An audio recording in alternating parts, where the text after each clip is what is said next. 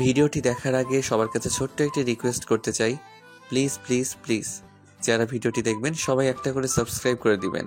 আপনাদের ভালোবাসা পেলে এমন ভিডিও আরও উপহার দিব। ভিডিওগুলো বানাতে অনেক কষ্ট হয়, আমি জানি। ভিডিওটি অনেক মানুষই দেখবেন, প্লিজ একটা করে সাবস্ক্রাইব করে দিবেন। সবাইকে পুরো গল্পটি দেখার জন্য অনুরোধ রইল। আর যারা আমাকে ভালোবাসে তারা একটা করে লাইক করে দেখিয়ে দিবেন। Love you all. তো চলুন আজকের ভিডিওটি শুরু করা যাক। পাত্র হিসেবে ভার্সিটির সিনিয়র ভাই রাজ শাহমাদকে দেখে চক্ষু বিস্ফোরিত হয় নজরাতের। মিনিট খানেক হয়েছে পাত্রপক্ষ এসেছে নজরাতকে দেখতে। এদিকে হালকা সাজগোজ করে বসেছিল নজরাত। পাত্রপক্ষ আসার পর নজরাতের বান্ধবী হুমাইসা লুকিয়ে দেখতে যায় পাত্র দেখতে কেমন। দেখে এসে হুমাইসা জানায় পাত্র আর কেউ নয়, তাদের ভার্সিটির বড় ভাই রাজ শাহমাদ। হুমাইসার কথা বিশ্বাস হয় না নজরাতের, তাই নিজ চোখে দেখতে পর্দার আড়ালে থেকে উকি দেয়। যা দেখে চক্ষু চড়ক গাছ।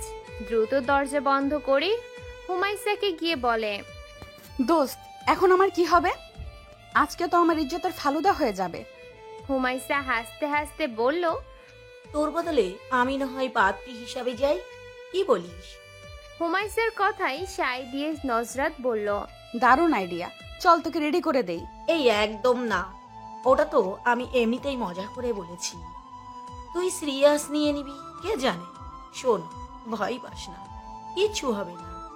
কিন্তু নজরাত কিছুতেই যাবে না ওই দাম্ভিক অহংকার মানুষটার সামনে। সবচেয়ে বড় কথা, নজরাত রাজ শাহমাতের সামনে গেলেই তাকে চিনে ফেলবে, কারণ গতকাল ভার্সিটিতে রাজ শাহমাতের সাথে কথা বলতে গিয়েছিল নজরাত, কিন্তু রাজ শাহমাত তাকে পাত্তা দেয়নি। এরপর থেকে বান্ধবীদের সাথে লজ্জায় মুখ দেখাতে পারে না নজরাত। নজরাতকে তার বান্ধবীরা মিলে ডিয়ার দিয়েছিল তাদের ভার্সিটির বড় ভাই রাজ শাহমতের সাথে আলাপ করে বন্ধুত্ব করার।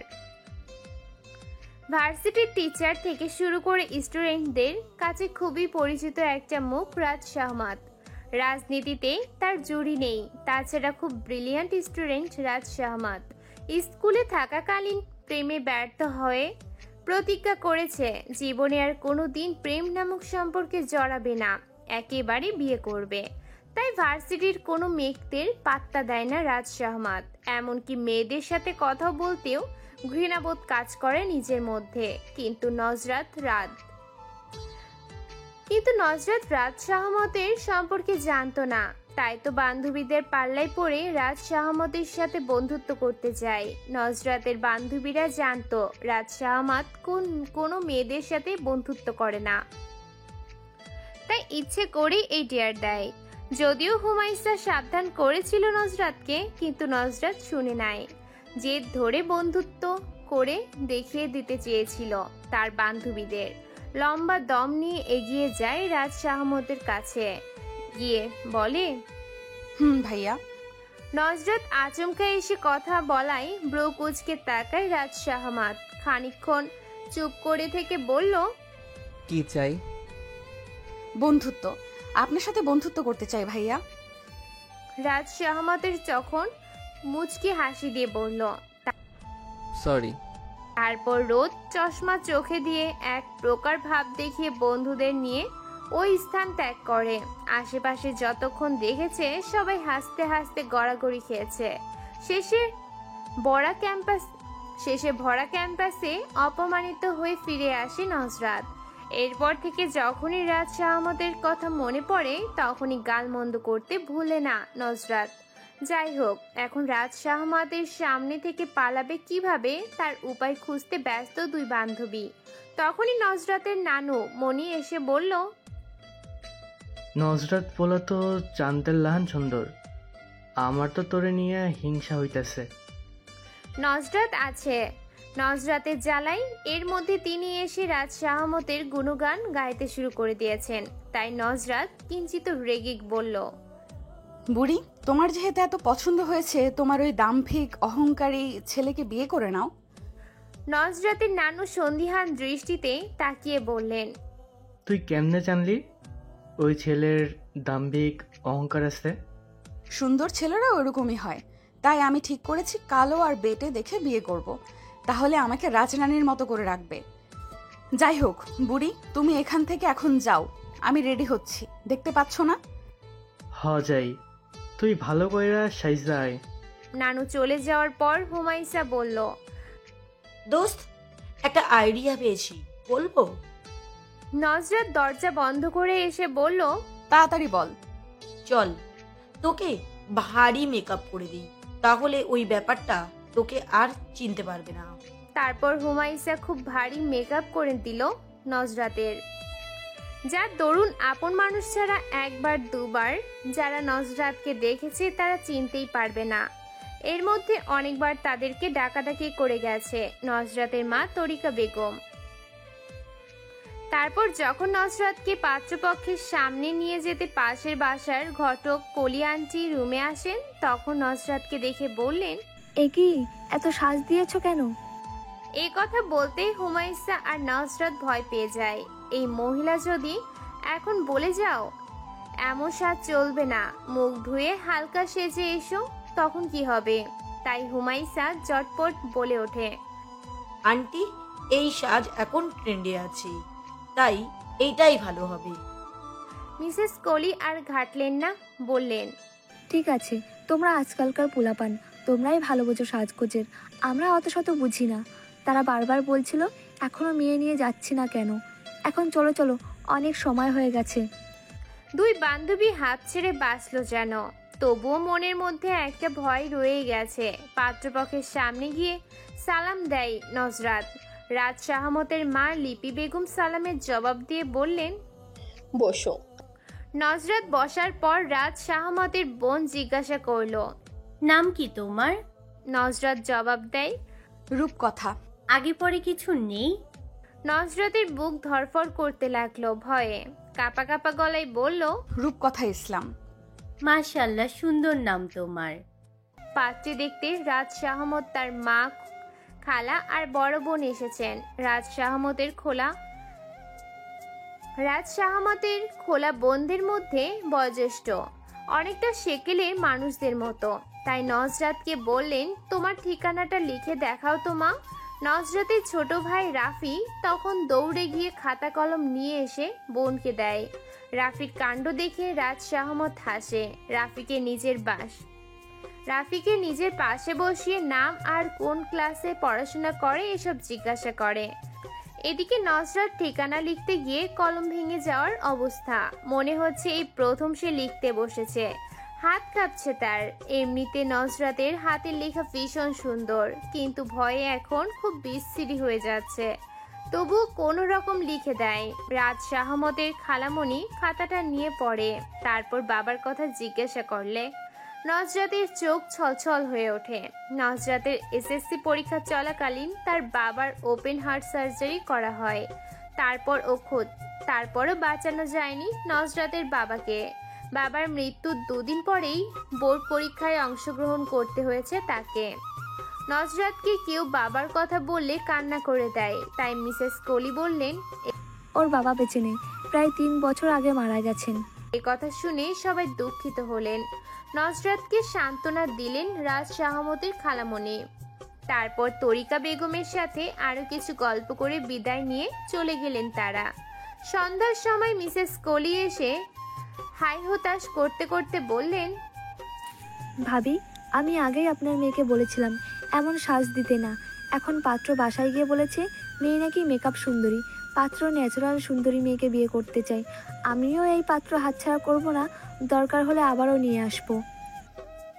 পরের দিন নজরাত ভার্সিটির ক্যাম্পাসে বেরিয়ে তার ক্লাসের ভবনে যাওয়ার সময় পেছন থেকে একটা পরিচিত কণ্ঠস্বর বলল। এই মেয়ে দাঁড়াও।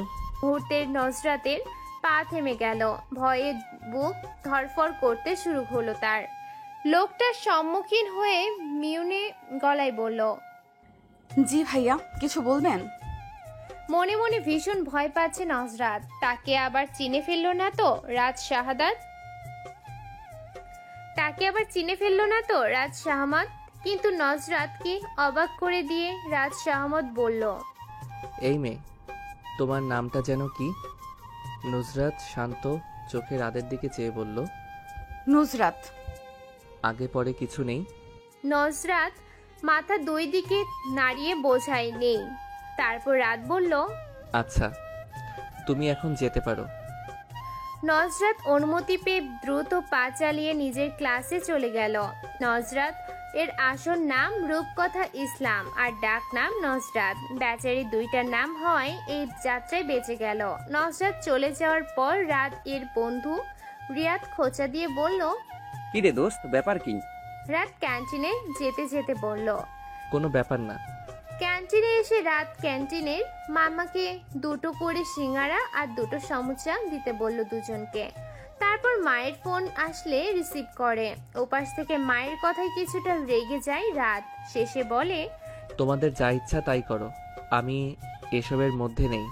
এই বলেই কল কেটে দেয়। এর মধ্যে তাদের নাস্তা চলে আসে। নাস্তা খেতে খেতে রিয়াদ বলল, তুই তো আন্টির সাথে কখনো এইভাবে কথা বলিস না, তাহলে আজকে কি হলো তোর? গতকাল যে মেয়েটাকে দেখতে গিয়েছিলাম সেই মেয়েটা অনেকটা নজরাত মেয়েটার মতো মনে হলো। তবে নজরাত মেয়েটা ন্যাচারাল দেখলেই বোঝা যায়, আর্টিফিশিয়াল কিছু ইউজ করে না। তবুও কেন জানি দুটো মেয়ের মধ্যে অনেকটা মিল দেখতে পেলাম আমি। আম্মা ওই গতকালের মেয়েটাকে নিয়ে পড়ে আছে, সেই জন্যই রাগ উঠে গেল। রিয়াদ খানিকটা ভেবে বলল, বাই এনি চান্স তুই কি নজরাত মেয়েটাকে পছন্দ করে ফেলেছিস? রাত রেগে যেতে নিলে রিয়াদ হেসে বলল, আরে দোস্ত, মজা করেছি, এতে এত রেগে যাওয়ার কি আছে কি? গতকাল তরিকা বেগম অফিস থেকে ফেরার পথে জাম কিনে নিয়ে এসেছেন। দুপুরে রোদের বেলা টক জাতীয় ভর্তা খেতে অমৃতের মতো লাগে। তাই নজরাত জাম ভর্তা বানিয়ে রাফিকে ডাকে। আজ নজরাতের ভার্সিটি আর রাফির স্কুল বন্ধ, তাই বাসায় আছে তারা। ড্রয়িং রুমের মেঝেতে বসে ভাই বোন মিলে আয়েশ করে খাচ্ছে। তখন বাসার কলিং বেল বেজে ওঠে। নজরাত রাফিকে বলল, ভাই দরজাটা খুলে দিয়ে আয় তো। রাফি খেতে খেতে বলল, আমি চলে গেলে তুই আমাকে রেখে সবটাকে ফেলবি, তাই আমি যেতে পারবো না, তুই যা। রাফির কথায় তার মাথায় হালকা থাপ্পড় মেরে উঠে দাঁড়ায় নজরাত। এদিকে নজরাতের নানু রুম থেকে চেঁচিয়ে বললেন, সেই কখন থেকে বেল বাজাইতেছে, তোরা কানে শুনিস না? নজরাত দুষ্টুমি করে বলল, এই বুড়ি চেঁচিও না, আমি যাইতেছি। তারপর গায়ের ওড়নাটা মাথায় শরীরের ঠিক মতো দিয়ে দরজা খুলে নজরাত। দরজার সামনে দাঁড়িয়ে থাকা ব্যক্তিদের দেখে মুখের কথা হারিয়ে ফেলল। বহুক্ষণ বিহস হয়ে দাঁড়িয়ে রইল। মিসেস কোহলি তখন বললেন, কি রে, মেহমানদের এভাবে দাঁড় করিয়ে রাখবি? এতক্ষণে জ্ঞান ফিরে নজরাতের। বালিকার মতো সরল অকপট গলায় সালাম দিয়ে বলল, জি ভেতরে আসুন। মেহমানদের বসিয়ে ভিতরে নানুর কাছে চলে যায় নজরাত। মনে মনে হাসি পায় তার। ওই দিন ভারী মেকআপ দেখিয়ে বিদায় করেছিল তাদের, আর আজকে ফকিনি বেশ দেখে এমনিতেই বিদায় হয়ে যাবে তারা। খুবই সাধারণ একটা 3 পিস পরে আছে নজরাত, তাও এক সেট হলে মানা যেত। 3 সেটের থেকে নেওয়া, যেমন একটা ড্রেসের জামা অন্যটার ওড়না, এরকম ভাবে পরে আছে নজরাত। মাথার এলোমেলো চুলগুলো পেঁচিয়ে কাটাবেন দিয়ে লাগিয়ে রাখা। রাফি দৌড়ে গিয়ে কিচেনে বসে বসে আরাম করে খাচ্ছে জাম ভর্তা। মেহমান আসায় সে মহা খুশি, কারণ একা একা সবটা খেতে পারছে। ভাই বোনদের এসব খুনসুটি ভালোবাসা একটা সময়ে খুব চলে। তারপর বোন চলে যায় শ্বশুরবাড়ি, তাদের মধ্যে দূরত্ব চলে আসে। তখন আর এসব খুনসুটি ভালোবাসা দেখা যায় না। চাইলেও এই সময়টা ফিরে পাওয়া সম্ভব হয়ে ওঠে না। তরিকা বেগম অফিসে আছেন। নজরাতের নানু এসে খাবার সবার সাথে কুশল বিনিময় করেন। নজরাত সবার জন্য ঠান্ডা পানি দিয়ে লেবুর শরবত তৈরি করে নিয়ে আসে। এই গরমের মধ্যে লেবুর শরবত যেন মরুভূমিতে একটু পানির দেখা। তারপর দ্রুত সবার জন্য নুডলস রান্না করে নিয়ে আসে। রাদের মা লিপি বেগম বললেন, আমরা এসে তোমাকে ঝামেলায় ফেলে দিলাম মা, মনে কষ্ট নিও না। নজরাতের সসবেস্তে জবাব দেয়, ছি ছি আন্টি, এসব কি বলছেন? আব্দুল্লাহ ইবনু আমর রাদিয়াল্লাহু আনহু থেকে বর্ণিত, জনৈক ব্যক্তি আল্লাহর রাসূল সাল্লাল্লাহু আলাইহি ওয়াসাল্লামকে জিজ্ঞাসা করল, ইসলামে কোন জিনিসটি উত্তম। তিনি বললেন, তুমি খাদ্য খাওয়াবে ও চেনা অচেনাকে সকলকে সালাম দিবে। খাদ্য খাওয়ানো নবী রাসূলগণের প্রিয় একটি কাজ ছিল। তাদের ঘরে খাবার না থাকলে তারা না খেয়ে সবটুকু দিয়ে অতিথি আপ্যায়ন করতেন। বাড়িতে মেহমান আসলে তারা অত্যন্ত খুশি হতেন। অথচ বর্তমানে আমরা বাড়িতে মেহমান আসলে বিরক্ত হই, আপ্যায়নে গাফিলতি করি। কিন্তু আল্লাহ তাআলার কাছে অত্যন্ত পছন্দের কাজ মানুষকে খাদ্য খাওয়ানো। সন্তুষ্টি চিত্তে মানুষকে খাওয়ানোর মাধ্যমে সহজেই আল্লাহ তাআলা সন্তুষ্টি অর্জন করা যায়। তাই আপনারা আসাতে আমার বরং উপকারী হয়েছে, আলহামদুলিল্লাহ। নজরাতের কথায় লিপি বেগম এবং তার বোন রানু বেগম অনেক খুশি হলেন। সেদিন নজরাতকে পছন্দ না হলেও আজকে খুবই পছন্দ হলো। মিসেস কোহলি তাদের অনেক রিকোয়েস্ট করে আজকে নিয়ে এসেছেন। নজরাতের মা তরিকা বেগম আজকে বাসায় থাকবেন না। তিনি জানতেন এদিকে রাদের জন্য অন্য জায়গায় পাত্রী দেখতে যাবেন বলেছিলেন লিপি বেগম। যদি সেখানে পাত্রী পছন্দ হয়ে যায় সেই ভয়ে তরিকা বেগম বাসায় না থাকা সত্ত্বেও আজকে তাদের নিয়ে এসেছেন মিসেস কোহলি। লিপি বেগম রাতকে তাদের সাথে আসতে বলেছিলেন, কিন্তু রাত আসবে না বলে দেয় এবং রাদের বোনও ভাইয়ের সাথে মিলে আসবে না বলেছে। তাই লিপি বেগম আর তার বোন এসেছেন আজ। নজরাতের বাবা মারা যাওয়ার পর থেকে তরিকা বেগম একটা কোম্পানিতে চাকরি করে সংসার চালাচ্ছেন। তাই তিনি দিনের বেশিরভাগ সময় বাইরে থাকেন। এদিকে নজরাতের ভার্সিটি বন্ধ থাকলে ঘরের সমস্ত কাজ করে রাখে, মায়ের কষ্ট যেন লাঘব হয় সেজন্য। তবে তরিকা বেগম ভোরবেলা উঠে রান্না করে দিয়ে যান। আজকে আর তেমন কিছু জিজ্ঞাসা করলেন না তারা নজরাতকে। নজরাতের রান্না করা নুডলসকে বিদায় নিয়ে চলে গেলেন। তারা চলে যাওয়ার কিছুক্ষণ পর মিসেস কোহলি আসলেন। তিনি খুবই উৎফুল্ল হয়ে বললেন, খালাম্মা, আমি বলেছিলাম না মেয়ে তাদের পছন্দ হবেই হবে। নজরাতের নানু বললেন, আজকে কি কইলো তারা? মেয়ে তাদের পছন্দ হয়েছে, এখন বাসায় সবার সাথে বসে কথা বলে জানাবে বলেছেন। নজরাত নানু আলহামদুলিল্লাহ বলে আনন্দে আত্মহারা হয়ে পড়লেন। এদিকে পর্দার আড়ালে থেকে সবটাই শুনল নজরাত। শুনে কি প্রতিক্রিয়া করবে বুঝতে পারছে না সে। ভার্সিটিতে এক প্রকার লুকিয়ে ঢুকে নজরাত।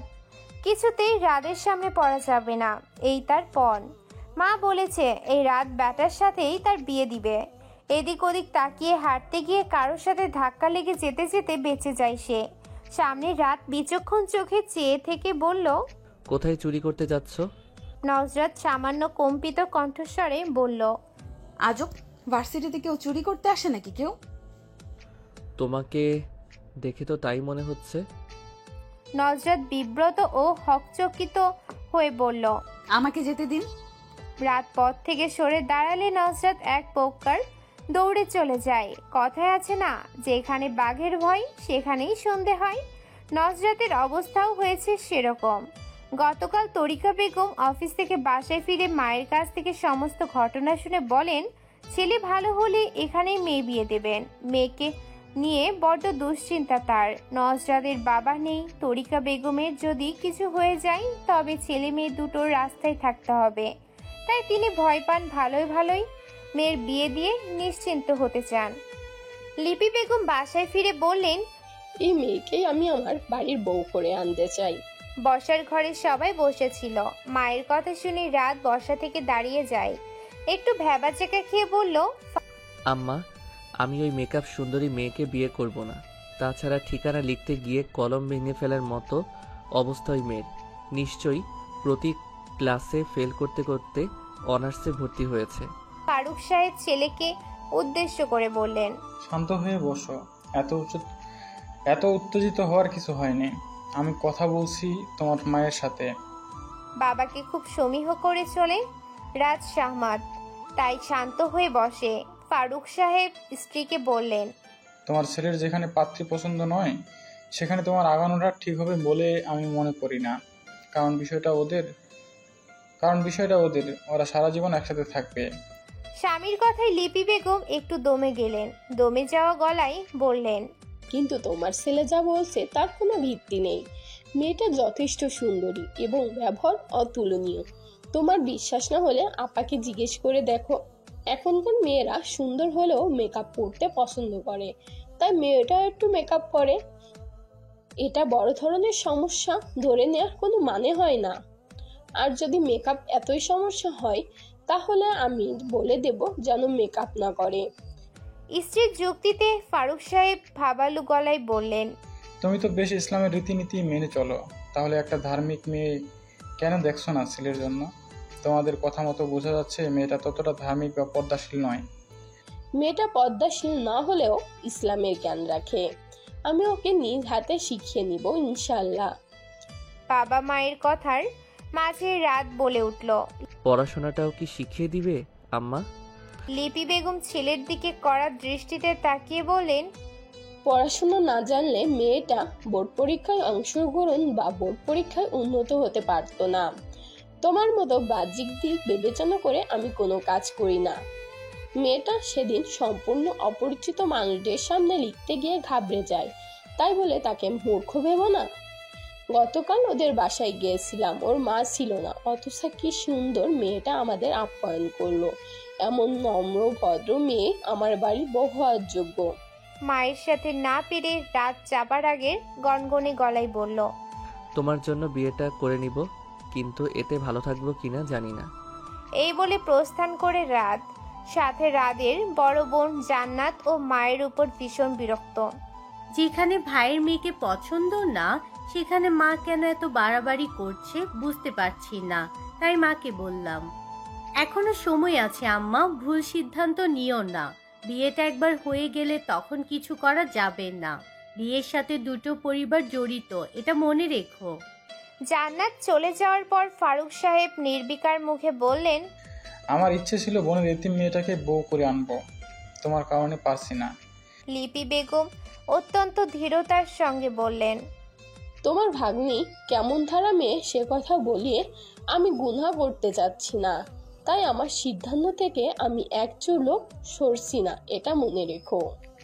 ফারুক সাহেব দীর্ঘশ্বাস ফেলে উঠে দাঁড়ালেন। যাওয়ার সময় বলে গেলেন, সে আমি খুব ভালো জানি। সবাই চলে যাওয়ার পর লিপি বেগম নীরবে বসে রইলেন। নজরাতের কথা ভাবতে লাগলেন। মেয়েটাকে তার কোন দিক দিয়ে খারাপ বলে মনে হলো না, তবুও পরিবারের বিরুদ্ধে গিয়ে বিয়েতে আগাতে একটু দ্বিধা কাজ করছে। ভার্সিটির দোতলার রেলিং ধরে ঝুঁকে দাঁড়িয়ে আছে রাত। পাশে তাসনুফা এসে দাঁড়ায়। রাত টের পেয়েও কিছু বলে না, তার মন বিষণ্ণতায় ঘিরে আছে। তাসনুফা রাদের দৃষ্টি অনুসরণ করে তাকিয়ে বলল, ওদের মধ্যে রিলেশন চলছে, চেয়ে থেকে লাভ নেই। রাত তাসনুফার দিকে তাকিয়ে বলল, কাদের কথা বলছিস? মুখ চোখে বিহম্বল ভাব তার। তাসনুফা ইশারা করে বলল, ওই যে মেয়েটার দিকে তাকিয়ে আছিস তার কথা বলছি, সামনে যে ছেলেটা ওর সাথে রিলেশনে আছে। তাসনুফার কথায় রাত ক্যাম্পাসের বটগাছটার দিকে নজর দিল। ওখানে নজরাত মেয়েটা একটা ছেলের সাথে কথা বলছে। ওদের কথাই বলল তাসনুফা, অথচ রাত তাদের এতক্ষণ খেয়ালই করেনি। অনেক সময় আমরা একটা দিকে তাকিয়ে থাকি ঠিকই, কিন্তু মনে নানা রকম চিন্তা ভাবনা চলতে থাকে, অথচ যেদিকে আমরা তাকিয়ে আছি সেদিক নিয়ে আমাদের কোনো ভাবনা চিন্তা কিছুই থাকে না। এটাকে অনেকে ধ্যানে মগ্ন বলে। তাই তাসনুফা ভেবেছিল রাত নজরাতের দিকে তাকিয়ে আছে, যাদের রাদের সহপাঠী তাসনুফা একদিন প্রেমের প্রস্তাব দিয়েছিল রাতকে। রাত সে প্রস্তাব ফিরিয়ে দেয়।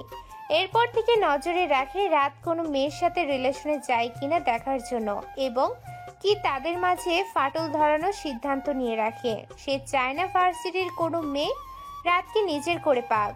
তো কয়েকবার দেখলো রাত নজরাত মেয়েটার সাথে কথা বলতে, অথচ রাত অন্য কোনো মেয়েদের সাথে কথা বলে না।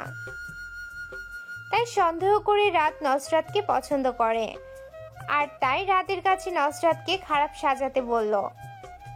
নজরাত যেই ছেলেটার সাথে কথা বলছে সেই ছেলেটি নজরাতের বয়ফ্রেন্ড। একেই তো মুড অফ, তার উপর তাসনুফার এসব আজেবাজে কথা। মেজাজটা চওড়া হয়ে উঠল রাদের। তাই মুখটা একটু গম্ভীর করে বলল, ওই মেয়ের ব্যাপারে জানতে চেয়েছি আমি। তাসনুফা অস্পষ্ট স্বরে বলল, এমনিতেই বললাম আর কি। তারপর চোরা চোখে রাদের দিকে তাকায়। রাত বিরক্ত হয়ে আর কিছু না বলে চলে যায় এখান থেকে। তাজনুফার রাদের কোনো ভাবান্তর বুঝতে পারল না। তার যাওয়ার পানে তাকিয়ে থাকে কিছুক্ষণ।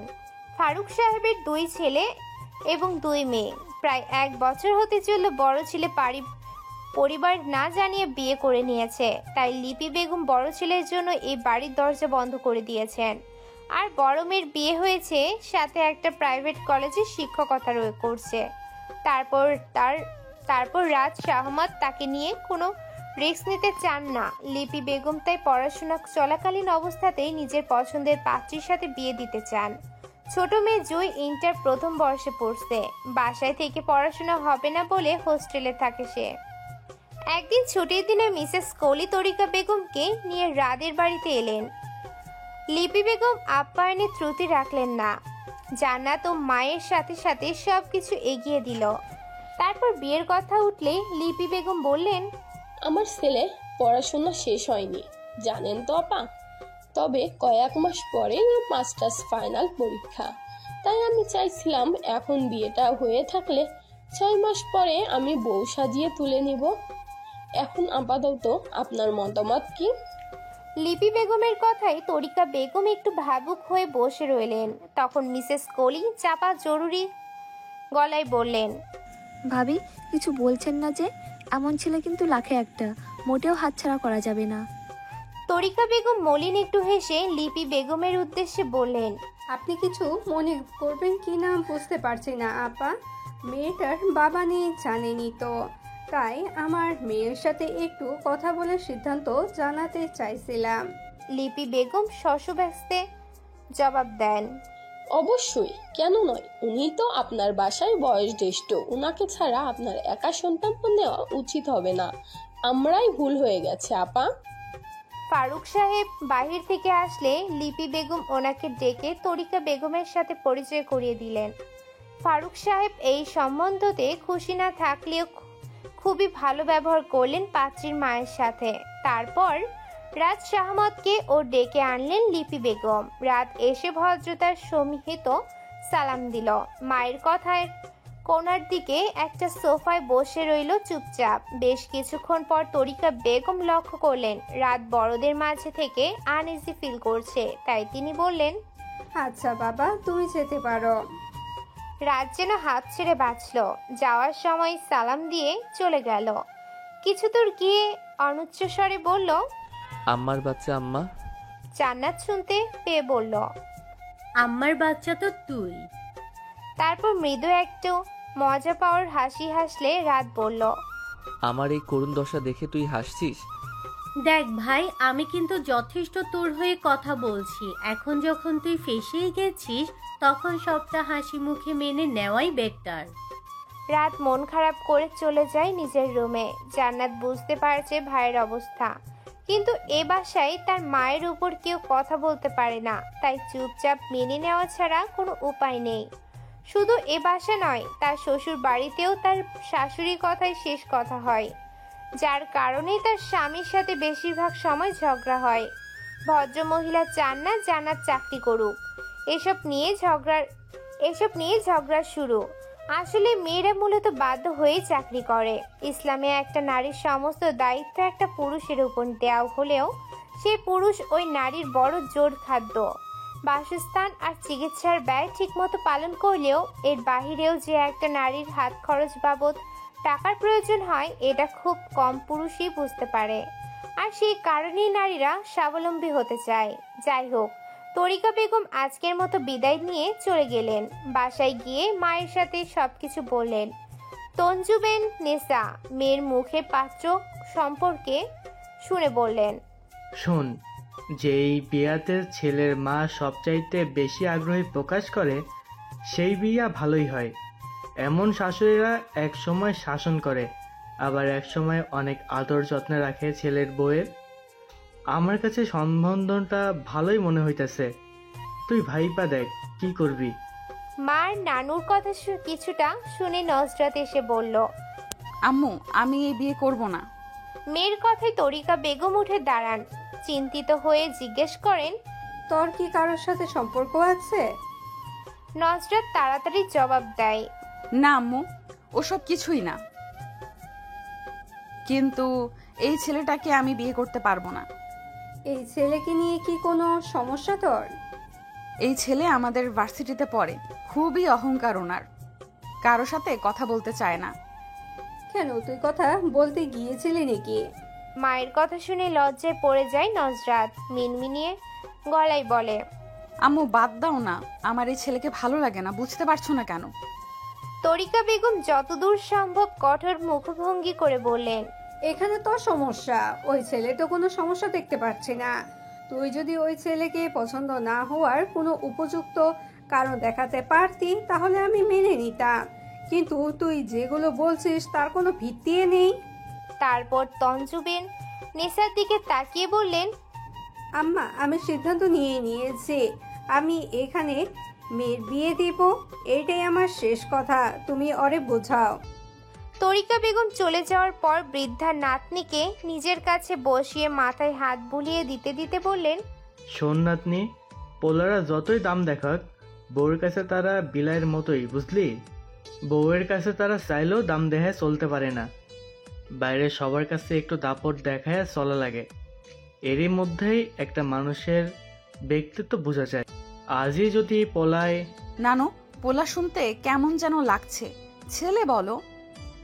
আচ্ছা শোন, আজই যদি ছেলেটা মায়াগলকে কথা কয়ে বেড়াইতো, রাস্তাঘাটে মায়াগ দেখলে গান ধরতো, তখন কিন্তু তোর ভালো লাগতো না।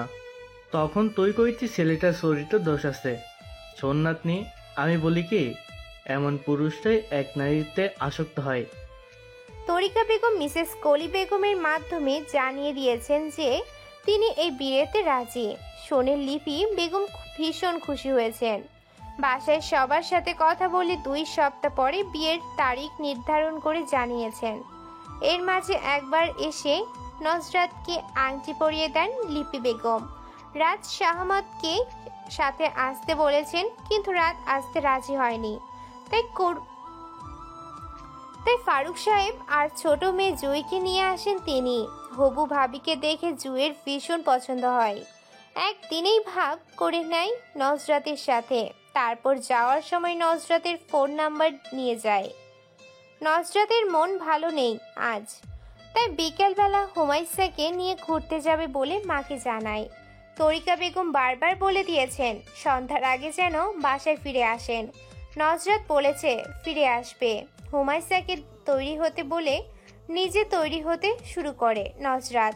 এর মাঝে তরিকা বেগম অফিস থেকে কল করে জানায় আজকে লিপি বেগম বিয়ের শপিং করতে বের হবেন, তার সাথে করে নজরাতকে নিয়ে যেতে চান, যেন নজরাতের পছন্দ মতো কেনাকাটা করতে পারেন। এ কথা শুনে নজরাত বিরস মুখে বলল, আমি হুমায়সাকে বলে দিয়েছি যাওয়ার কথা, এখন আমি ওর সাথে না গিয়ে ওখানে কিভাবে যাব? ওনারা কিছুদিন পর আত্মীয় হতে চলেছেন, এখন মুখের উপর কিভাবে না করব? এত বড় হয়েছিস, এইটুকুও জ্ঞান নেই তোর? আমি আর কিছু শুনতে চাই না, সুন্দর করে রেডি হয়ে নে, ওরা এসে তোকে নিয়ে যাবে। অগত্যা নিজের মনের বিরুদ্ধে গিয়ে হুমায়সাকে যাবে না বলে নিষেধ করে দেয় নজরাত। নজরাতের কান্না আসছে কেন জানি, সব বাদ দিয়ে চুপটি করে শুয়ে থাকে। বিকেল 5:10 একটা ভারী কোমল কণ্ঠস্বর শুনে ঘুম ভেঙে নুসরাতের। জুই খাটের একপাশে বসে আলতো হাতে নজরাতের হাতে ধরে বলে, এই যে হবু মিষ্টি ভাবি, তুমি কি আমাদের সাথে শপিং মলে যাবে না? নজরাত জুইকে হঠাৎ দেখতে পেয়ে তড়িঘড়ি করে উঠে বসে। গায়ের ওড়নাটা ঠিক করে, মাথায় এখনো ঘুমের ধোঁয়াটে ভাবটা কাটিয়ে ওঠেনি। এত অল্প সময়ের মধ্যে নজরাত এতটা গভীরে ঘুম ভাঙে যাবে বুঝতে পারেনি। এত অল্প সময়ের মধ্যে নজরাত এতটা গভীরে ঘুমে যাবে বুঝতে পারেনি। জুই আবারও বলে, তুমি কি যাবে না? নজরাত ফিচেল হেসে বলল, সরি তোমাদের অপেক্ষা করানোর জন্য। না না, সমস্যা নেই, তুমি ঝটপট তৈরি হয়ে নিতে পারো। জুইয়ের কথাই নজরাত দ্রুত উঠে গিয়ে মুখ চোখে পানি ঝাপটা দিয়ে বোরখা আর হেজাবের সাথে লাগোয়া নিকাব পরে নেয়। তারপর নানুকে বলে বের হয়। রাস্তায় গিয়ে দেখতে পায় গাড়িতে তাদের জন্য লিপি বেগম অপেক্ষা করছেন। নজরাত গিয়ে সালাম দেয়। তারপর লিপি বেগম বললেন, জুই, তুই আমার সাথে বস আর রূপকথা সামনের সিটে বসবে। তারপর জুই তার মায়ের পাশে বসে আর নজরাত সামনের গাড়ির দরজা খুলতে গিয়ে পারে না। তখন একটা বলিষ্ঠ হাত দরজাটা খুলে দেয়। তখন নজরাত দেখতে পায় সামনে ড্রাইভিং সিটে রাত বসে আছে। রাতকে দেখতে পেয়ে একটা বড়সড় ধাক্কা খায় নজরাত। নজরাত থতমত খেয়ে দাঁড়িয়ে থাকলে রাত সৌজন্যমূলক বলে, গাড়িতে এসে বসুন। নজরাত চুপচাপ এসে বসে। তারপর রাত গাড়ি চালানো শুরু করে। এদিকে লিপি বেগম ছেলের কথায় খুশি হন। নজরাতকে জিজ্ঞাসা করেন তার বাসার সবাই কেমন আছেন। নজরাত বলে, তোমাদেরকে কি লেট হয়ে যাচ্ছে? আলহামদুলিল্লাহ ভালো। আন্টি, আপনার বাসায় সবাই কেমন আছে? আলহামদুলিল্লাহ। গাড়িতে সবাই চুপচাপ থাকলেও জুই নজরাতকে জিজ্ঞেস করে নজরাতের কি কালার পছন্দ। নজরাত জানালার পাশে আড়ষ্টভাবে বসে আছে। জুইয়ের কথায় পিছনে ফিরে তাকিয়ে বলল, আমার পিঙ্ক কালার পছন্দ। ও আচ্ছা, আর ভাইয়ার হোয়াইট কালার পছন্দ। আচ্ছা, তুমি সাজতে পছন্দ করো বা নিজে নিজে সাজতে পারো? জুইয়ের এই প্রশ্নে রাত আর চুপ করে থাকতে পারল না। ব্রুকুটি করে বলল, সে আর বলতে, উনি তো সাজগোজে পিএইচডি করেছেন বোধহয়। রাত এর কথায় জুই এক্সাইটেড হয়ে বলল, ভাইয়া তুই কি করে জানলি? তোরা কি একে অপরকে আগে থেকেই জানিস? উফ, এমন হলে তো ব্যাপারটা খুবই উপভোগ হবে। ওরা ভাই বোন একে অপরকে তুই সম্বোধন করে। জুই রাতকে ভাইয়া বললেও রাত জুইকে আপু ডাকে না, নাম ধরেই ডাকে। রাত জুইকে ধমকে সুরে বলল, তোর মাথা, সেদিন ওনাদের বাসায় গিয়েছিলাম, শুনিস নাই? তখন উনি অনেক আটা ময়দা মেখেছেন, তাই বললাম। তাদের কথাই নজরাত তেজিক চোখে চেয়ে রাতকে বলল, আমি মোটেও আটা ময়দা মাখি না, আপনার দেখার ভুল আছে। প্রতি উত্তরে রাত একটু বাঁকা হাসে। এদিকে নজরাত আর ছেলে মেয়েদের আলোচনাগুলো খুবই উপভোগ করছেন লিপি বেগম। মজা করে হলেও রাত যে নজরাতকে নিয়ে কথা বলছে এটা ভীষণ ভালো লাগছে তার। তিনি নিশ্চিত বিয়েটা হয়ে গেলে ওদের মধ্যে মিল মহব্বত হয়ে যাবে ইনশাল্লাহ। জুই আবারও জিজ্ঞাসা করে নজরাত কোন ড্রেস বেশি পছন্দ করে, শাড়ি, থ্রি পিস নাকি ওয়েস্টার্ন। নজরাত বলে, থ্রি পিসে বেশি কমফোর্ট ফিল করি। আর তুমি? এখানেও রাত চাপা গলায় বলল, ভবিষ্যতে সবসময় শাড়ি পরে থাকতে হবে। এ কথা শুধু নজরাত শুনলো আর কেউ শুনল না, যার ফলে নজরাত বড় বড় চোখ করে রাতের দিকে তাকায়। রাত যেন কিছুই বলেনি, এমন করে গাড়ি চালানোতে মনোযোগ দিয়ে রেখেছে। এদিকে জুই বলল, আমার শাড়ি ভালো লাগে, কিন্তু নিজে নিজে পরতে পারি না। আমি তোমাকে পরিয়ে দিব ইনশাল্লাহ। জুই খুবই উৎফুল্ল হয়ে বলল, আচ্ছা ঠিক আছে। শপিং মলে এসে লিপি বেগম আর জুই আগে চলে যায় দোতলায়, পিছনে থাকে নজরাত আর রাত। দোতলায় চলন্ত সিঁড়ি দিয়ে উঠতে হয়। নজরাত বেশ কয়েকবার উঠেছে চলন্ত সিঁড়িতে, তাও কেমন ভয় তার। প্রথম সিঁড়িতে পা রেখে কেঁপে উঠল। রাত পিছন থেকে বলে, সাবধানে। ব্যাপারটা নজরাতের ভালো লাগে। নিকাবের আড়ালে মুচকি হাসে সে। দোতলায় উঠে রাত অনেকটা সংকোচ বোধ করে বলল, আপনাকে একটা কথা বলার ছিল।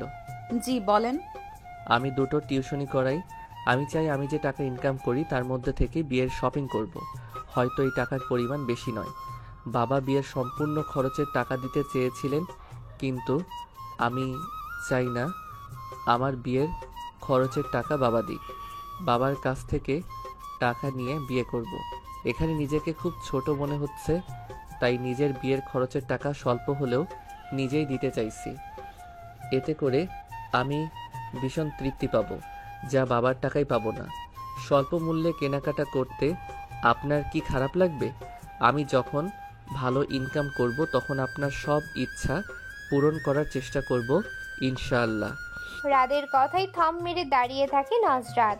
এই মানুষটাকে আজকে ভীষণ নিজের বলে মনে হচ্ছে, খুব আপন আপন লাগছে। এমন কাউকেই তো সে জীবনসঙ্গী হিসেবে চেয়েছিল। তাহলে কি আল্লাহ তার মনের ইচ্ছা পূরণ করছেন? আনন্দে যেন চোখে পানি চলে আসছে। বাবা চলে যাওয়ার পর আর কেউ এমন করে তাকে বলেনি যে আমি তোমার সব ইচ্ছা পূরণ করার চেষ্টা করব। সাথের মানুষটা ভালো হলে ডাল ভাত দিয়েও অনায়াসে জীবন কাটিয়ে দেয়া যায়। নজরাত মনে মনে বলে এই মানুষটাকে সে খুব যত্ন করবে, মনের মণিকণ্ঠায় আগলে রাখবে আমৃত্য। নজরাতকে চুপ করে দাঁড়িয়ে থাকতে দেখে রাত ইতস্তত বোধ করে বলল, আপনি কি আমার কথায় রেগে গেলেন? না, রাখবো কেন? কিছু বলছেন না যে, তাই ভাবলাম বোধহয় রেগে গেলেন। আপনার সিদ্ধান্তের সাথে আমি একমত। আজকে তাহলে আপনার পছন্দের সবকিছু কেনা হোক। রাত অবাক হয়ে বলল, আমার পছন্দে? জি, আজকে আপনি আমার জন্য যাই পছন্দ করবেন তাই আমি আনন্দে গ্রহণ করব ইনশাল্লাহ। তারপর রাত মুচকি হেসে বলল, আচ্ছা চলুন তাহলে।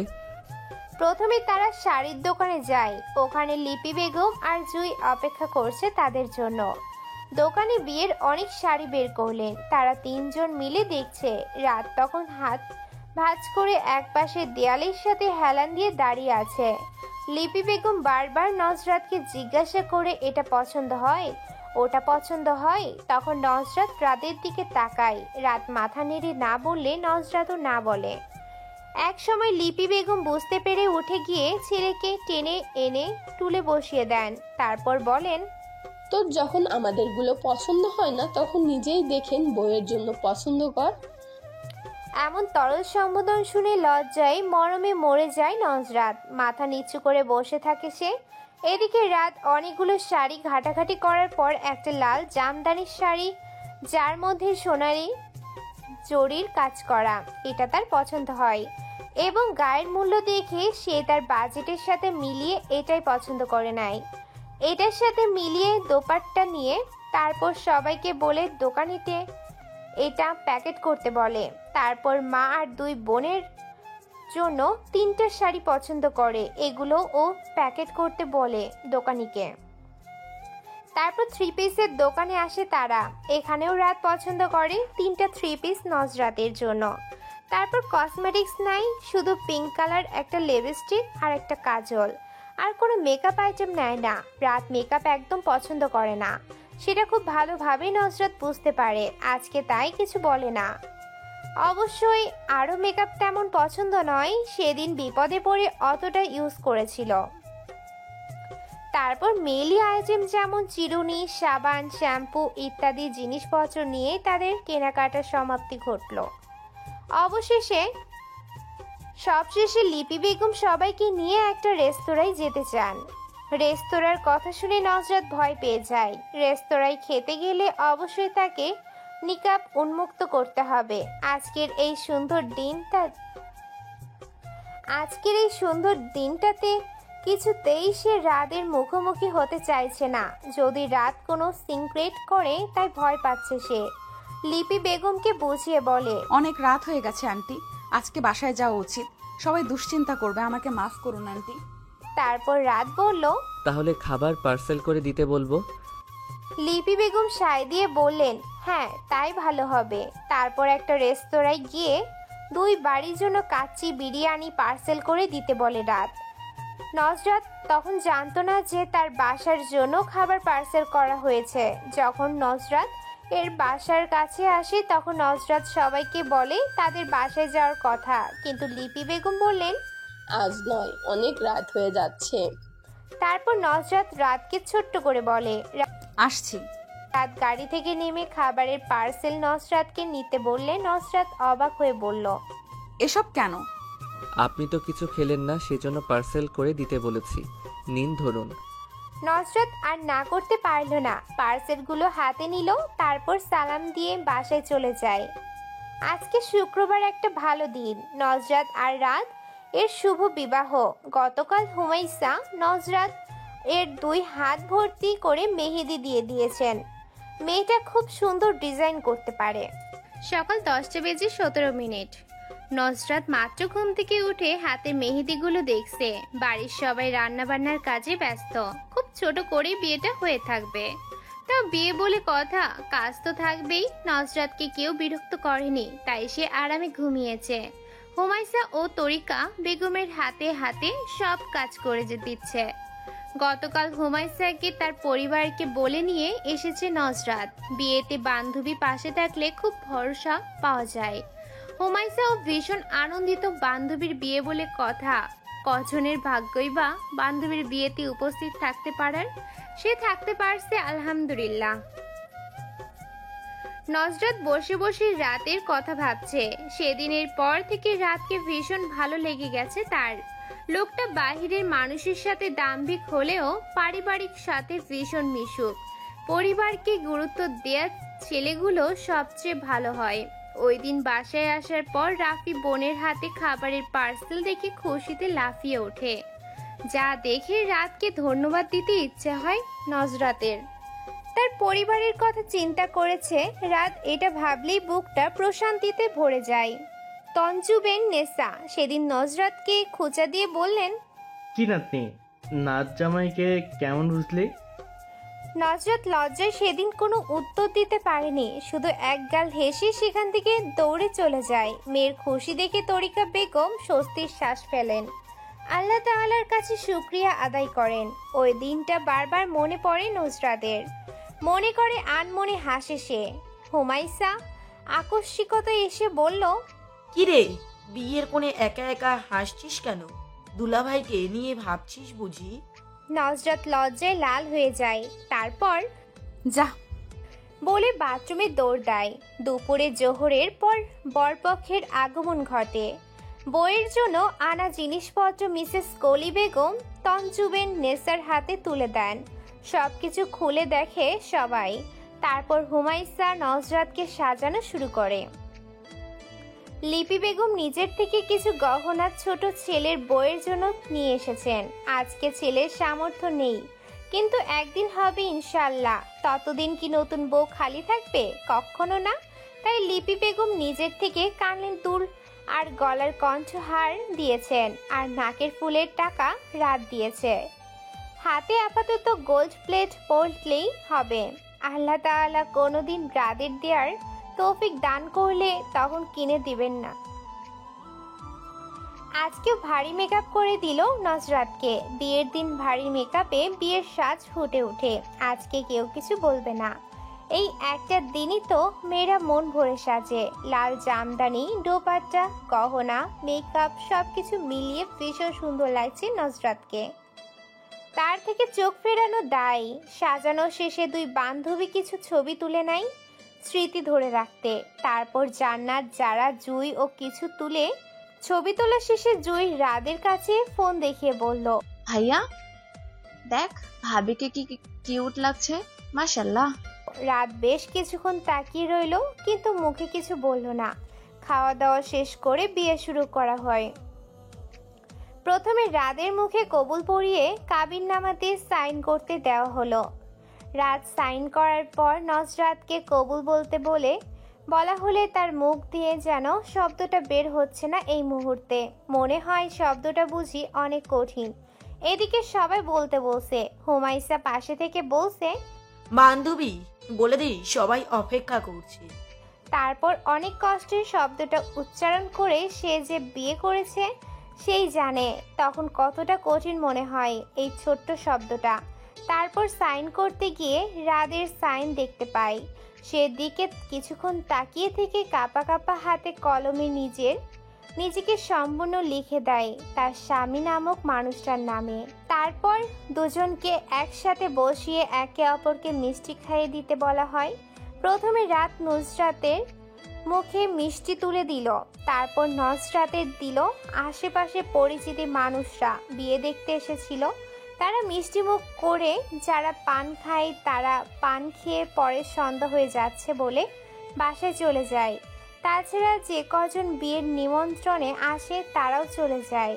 শেষে নজরাত আর রাতকে রেখে বাসার লোকজনও রুমে ছেড়ে বেরিয়ে যায়। রুমে বসে থাকে নব দম্পতি। নীরবতা কাটিয়ে রাত প্রথমে বলে, আপনাকে কিন্তু ভীষণ সুন্দর লাগছে আজ। সদ্য স্বামীর মুখে নিজের প্রশংসা শুনে লজ্জায় মরমে মরে যায় নজরাত। লজ্জায় মাথা তুলে তাকাতে পারে না সে। নজরাতকে চুপ থাকতে দেখে রাত বলে, আমাকে দেখে বললেন না তো কেমন লাগছে? অবশ্য আমাকে দেখে সব মেয়েরাই বলে আমি সুদর্শন পুরুষ। রাদের মুখে এ কথা শুনে কটমট দৃষ্টিতে তার দিকে তাকায় নজরাত, যা দেখে ভীষণ মজা পায় রাত। তারপর হাসি থামিয়ে বলে, আচ্ছা আপনি তো আমার ছোট, আমি তুমি করেই বলি, কেমন? জি আচ্ছা। আচ্ছা, তাহলে আজকে চলে যাচ্ছি, ভালো থেকো। রাত চলে যাবে বলায় মন খারাপ হয়ে গেল নজরাত। এর যা বুঝতে পারে রাত, তাই নজরাতকে সান্ত্বনা দিতে বলল। বিয়েতে বিশ্বাস করি আমি, বিয়েটা মোটেও ছেলে খেলা নয়। বিয়ে যখন করেছি তখন তোমার সব দায়িত্ব আমার। আমি চেষ্টা করব আমার দায়িত্ব পালন করার, ইনশাআল্লাহ। তোমার মোহরানার টাকা পরিশোধ করে তবেই আমি তোমাকে সম্পূর্ণ আমার করে নিব, ইনশাআল্লাহ। মন খারাপ করো না, খুব শীঘ্রই দেখা হবে আমাদের, ইনশাআল্লাহ। তারপর রাত উঠে চলে যেতে গিয়েও ফিরে এসে বলল, আমাদের একটা ছবি তুলে রাখা উচিত, তাই না? এই দিনটা তো কখনো ফিরে আসবে না। তারপর সেলফি তুলে আল্লাহ হাফেজ বলে বেরিয়ে যায় রাত। বসার ঘরে গিয়ে বাবাকে বলে, বাবা, রাত বেড়ে যাচ্ছে, আমাদের যাওয়া উচিত। জান্নাত রাদের পাশে বসে চাপা গলায় বলল, তুই চলে গেলে রূপকথার মন খারাপ হবে না? তুই না হয় আজকে থাক এখানে। রাত না বুঝার ভান করে বলল, মন খারাপের কি আছে? আছে অনেক কিছু, তুই বুঝবি না। রাত মোহরানার টাকা পরিশোধ করে তবে স্ত্রীকে স্পর্শ করার কথা ভেবেছে, কিন্তু রাদের মনের কথা কেউ জানে না। লিপি বেগম ভেবেছিলেন আজকে রাত থাকবে এখানে, এমনিতেই তার ইচ্ছায় বিয়েটা হয়েছে, তাই তিনি আর জোর করতে পারলে না। সব কিছুতেই জোর করা উচিত কাজ নয়। তরিকা বেগমকে বললেন, আপা কিছু মনে করিয়েন না, আসলে একবারে বউকে সময় হলে তুলে নিয়ে যেতাম। সম্পূর্ণ কথা শেষ করার আগেই তরিকা বেগম বললেন, আমি কিছু মনে করছি না আপা, বিয়ে হয়েছে, এখন ওরা যেটা ভালো মনে করে সেটাই হবে। আমাদের এখানে হস্তক্ষেপ করাটা ঠিক না। হ্যাঁ অবশ্যই। আচ্ছা আজকে তাহলে আমরা বিদায় নিচ্ছি। আচ্ছা, আবার সবাইকে নিয়ে আসবেন ইনশাআল্লাহ। আপনারও যাবেন কিন্তু। ইনশাআল্লাহ। তারপর সবাই নজরাত এর সাথে কথা বলে বিদায় নিয়ে চলে যায়। নজরাত একা ঘরে স্তব্ধ হয়ে বসে থাকে, কেমন যেন সব ফাঁকা ফাঁকা লাগছে তার, যেন কিছু হারিয়ে গেছে। হুমায়সা আজকে ওর সাথে থাকলে ভালো হতো, মেয়েটার মা অসুস্থ, তাই আজকে আর থাকতে পারলো না। ঘন্টাখানিক পর তরিকা বেগম মেয়ের খোঁজ নিতে সময় পান। এত সময় ঘর গোছাতে ব্যস্ত ছিলেন। মেহমান চলে যাওয়ার পর ঘর অগোছালো হয়ে থাকবে, এটা স্বাভাবিক, তাই কিছুটা পরিষ্কার করে মেয়ের কাছে এসে বসলেন। নুজরাত দুই হাঁটুতে থুতনি রেখে বিছানায় আঁকিবুকি করছে, তখন তরিকা বেগমের কথায় মাথা তুলে তাকায়। কি রে মা, মন খারাপ লাগছে? কই না তো। তাহলে এভাবে বসে আছিস কেন? শাড়ি গহনা খুলে সুতি 3 পিস পরে নে, আরাম লাগবে। যাচ্ছি আম্মু। আচ্ছা যা, আমি তোর জন্য কিছু একটা নাস্তা বানিয়ে আনি। না আম্মু, তুমি এখন রেস্ট করে নাও, সারা দিন কত ধকল গেল তোমার। তাহলে তোর শ্বশুর বাড়ি থেকে যে মিষ্টি আনা হয়েছে সেই মিষ্টি নিয়ে আসি। তোর তো ছানা মিষ্টি পছন্দ, মিষ্টি খেয়ে একটু শুয়ে থাক, ভালো লাগবে, পরে উঠে রাতের খাবার খাবি। তারপর তরিকা বেগম চলে যাওয়ার পর নজরাত শাড়ি চেঞ্জ করে 3 পিস পরে ফ্রেশ হয়ে আসে। এখন খুব হালকা লাগছে নিজেকে। রাত 11:30। নজরাত এশার নামাজ পড়ে খাবার খেয়ে শুয়ে শুয়ে ফেসবুক স্ক্রল করছে, এমন সময় অপরিচিত নাম্বার থেকে কল আসে। কল রিসিভ করে সালাম দিল নজরাত। ওপাশ থেকে সালামের জবাব দিয়ে বলল, আমি রাত বলছি। নজরাত ক্ষীণ একটু হেসে বলল, জানি। কি করে জানলে? এমনিতেই বুঝতে পেরেছি। আচ্ছা, কি করছিলে? নজরাত বিনা ভূমিকায় বলল, এই তো ফোন স্ক্রল করছিলাম। আপনি কি করছেন? এই প্রশ্নটা করে নজরাত নিজেই বোকা বনে গেল। তবুও রাত বলল, আমার নতুন বউয়ের সাথে কথা বলছি। এই তরল মন্তব্যে এত লজ্জা পায় নজরাতের যা বলে বোঝাতে পারবে না, তাই আর কিছু বলার ভাষা খুঁজে পেল না। তখন রাত বলল, আমার একটা ইচ্ছা আছে, বলবো? বলেন। আমার ইচ্ছা ছিল আমার বউয়ের সাথে লুকিয়ে প্রেম করব। লুকিয়ে প্রেম করবেন মানে? এখন তো আর কেউ কিছু বলবে না, তাহলে লুকিয়ে করার দরকার কি? সেটাই তো আসল মজা।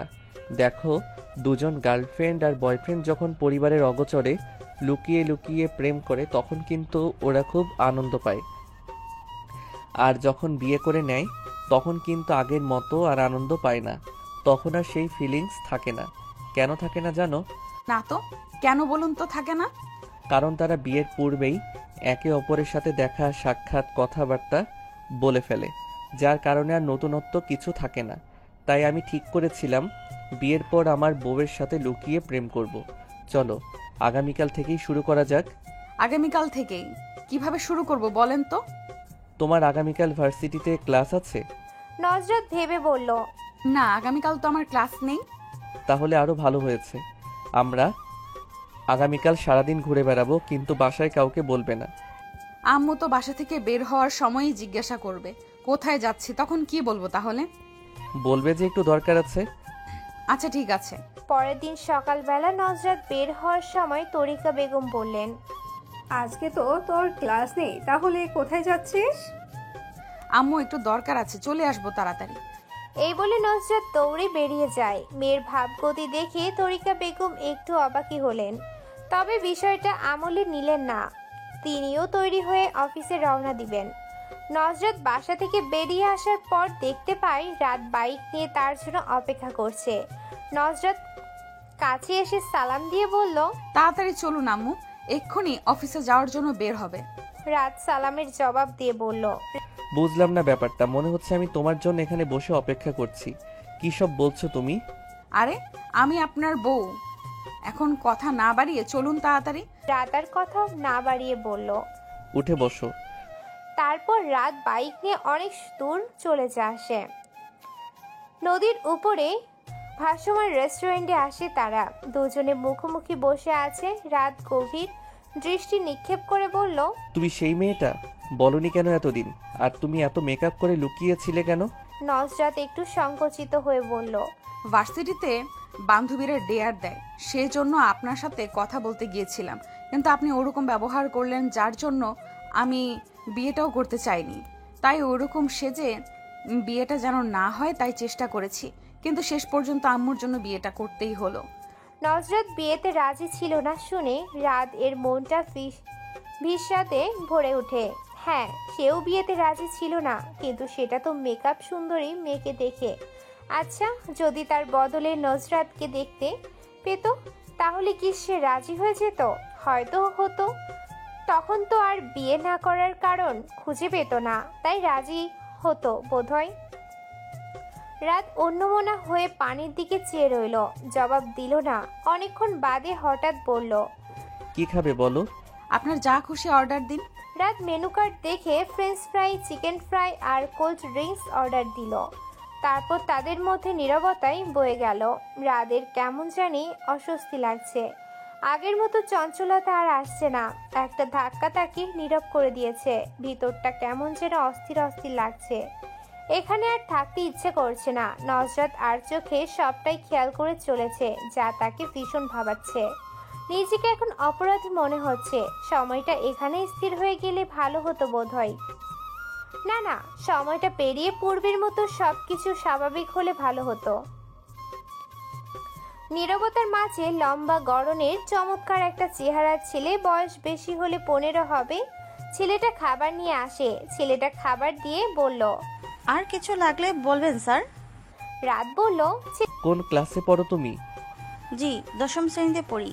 এখানে কাজ করে পড়াশোনা ঠিকমতো করতে পারো? জি পারি, এটা আমার বাবার রেস্তোরাঁ, বাবাকে সাহায্য করতেই মাঝে মাঝে এসে কাজ করি। আচ্ছা, খুব ভালো। ছেলেটা চলে যাওয়ার পর রাত কিছুক্ষণ ভাবুক হয়ে বসে রইল। তার মনে হলো ছেলেটার থেকে অনেক কিছু শেখার আছে। বাবাকে সাহায্য করার কথা কখনো মাথায় আসেনি তার। যদিও তার বাবা একজন সরকারি কর্মকর্তা ছিলেন, তাই এখানে সাহায্য করার কিচ্ছু নেই। কিন্তু বাবা এখন অবসরপ্রাপ্ত, বয়স হয়েছে। এই বয়সে এসেও কত কষ্ট করে বাজার করে আনে তাদের জন্য, অথচ সে একজন প্রাপ্তবয়স্ক পুরুষ হয়ে বসে বসে খায়, বাবাকে কোনো প্রকার সাহায্য সহযোগিতা করে না। কথাটা ভেবে মনে মনে অনুতপ্ত হলো সে। এদিকে নজরাত আর চুপ করে বসে থাকতে পারলো না, জিজ্ঞাসা করে ফেললো, কি এত ভাবছেন বলেন তো? ও সরি, খাবার ঠান্ডা হয়ে যাচ্ছে, খাওয়া শুরু করনি কেন? তারপর নজরাতের দিকে এগিয়ে গিয়ে বলল, খাও। রাত একটু বড়কালো, পরে হাতে নিয়ে নজরাতকে খাইয়ে দেয়। তারপর নজরাতও খাইয়ে দেয়। খাবার খেয়ে বিল পরিশোধ করে রওনা দেয় তারা। আজকে আর কিছু ভালো লাগছে না রাদের। নজরাতকে বাসায় নামিয়ে সেও তার বাসায় চলে আসে। নজরাত বাসায় ঢুকলে তঞ্জুবেন নেসা জিজ্ঞেস করেন, কি নাতনি, বরের লগে ঘুরতে গেছিলে বুঝি? নজরাত অবাক হয়ে বলে, হাতে তুলে খাইয়ে দিতে হয়। এই বুড়ি, তুমি কিভাবে জানলে? বুঝি সব বুঝি। পাকা বুড়ি তো তুমি। 3 দিন পেরিয়ে যে রাদের কোনো খবর নেই। নজরাতকে একটা কল মেসেজ কিছুই দেয়নি সে। ভার্সিটিতেও দেখা যায়নি তাকে। নজরাত আর থাকতে না পেরে 5ম দিনে তার শাশুড়ি মায়ের কাছে কল করে। লিপি বেগম খুশি হন নতুন বইয়ের কল দেখে। কুশল বিনিময় করে লিপি বেগম জিজ্ঞাসা করেন রাদের সাথে কথা হয় কিনা। নজরাত আমতা আমতা করে বলল, জি হয়। তারপর লিপি বেগম পর্দার গুরুত্ব বললেন, তুমি তোমার স্বামী আমানত, তাই নিজেকে পর্দায় আবৃত করে রেখো মা। পর্দায় নারীর সম্বল, জানো তো? জি আন্টি। আন্টি নয়, আম্মা বলে রেখো আমায়। জি আচ্ছা। তারপর রাদের কথা শুনতে পায় নজরাত। তার মাকে ডাকছে সে। লিপি বেগম ছেলের ডাক শুনে বলেন, আচ্ছা এখন রাখছি, পরে কথা বলবো, ভালো থেকো। তারপর সালাম দিয়ে কল রেখে দেন লিপি বেগম। ছেলে ডাকছে বলেই তাড়াহুড়ো করে কল রেখে দিলেন তিনি। এদিকে নজরাতের মনটা ভীষণতায় ভরে গেল। বিমর্ষ বিবর্ণ মুখে বসে থেকে কিছু একটা ভেবে উঠে গিয়ে বোরখা পরে তৈরি হয়ে নিল। মায়ের কাছে গিয়ে বলল, আম্মু বাসায় থেকে অনেক বোরিং লাগছে, হুসেনদের বাসায় 2 দিন থেকে আসি।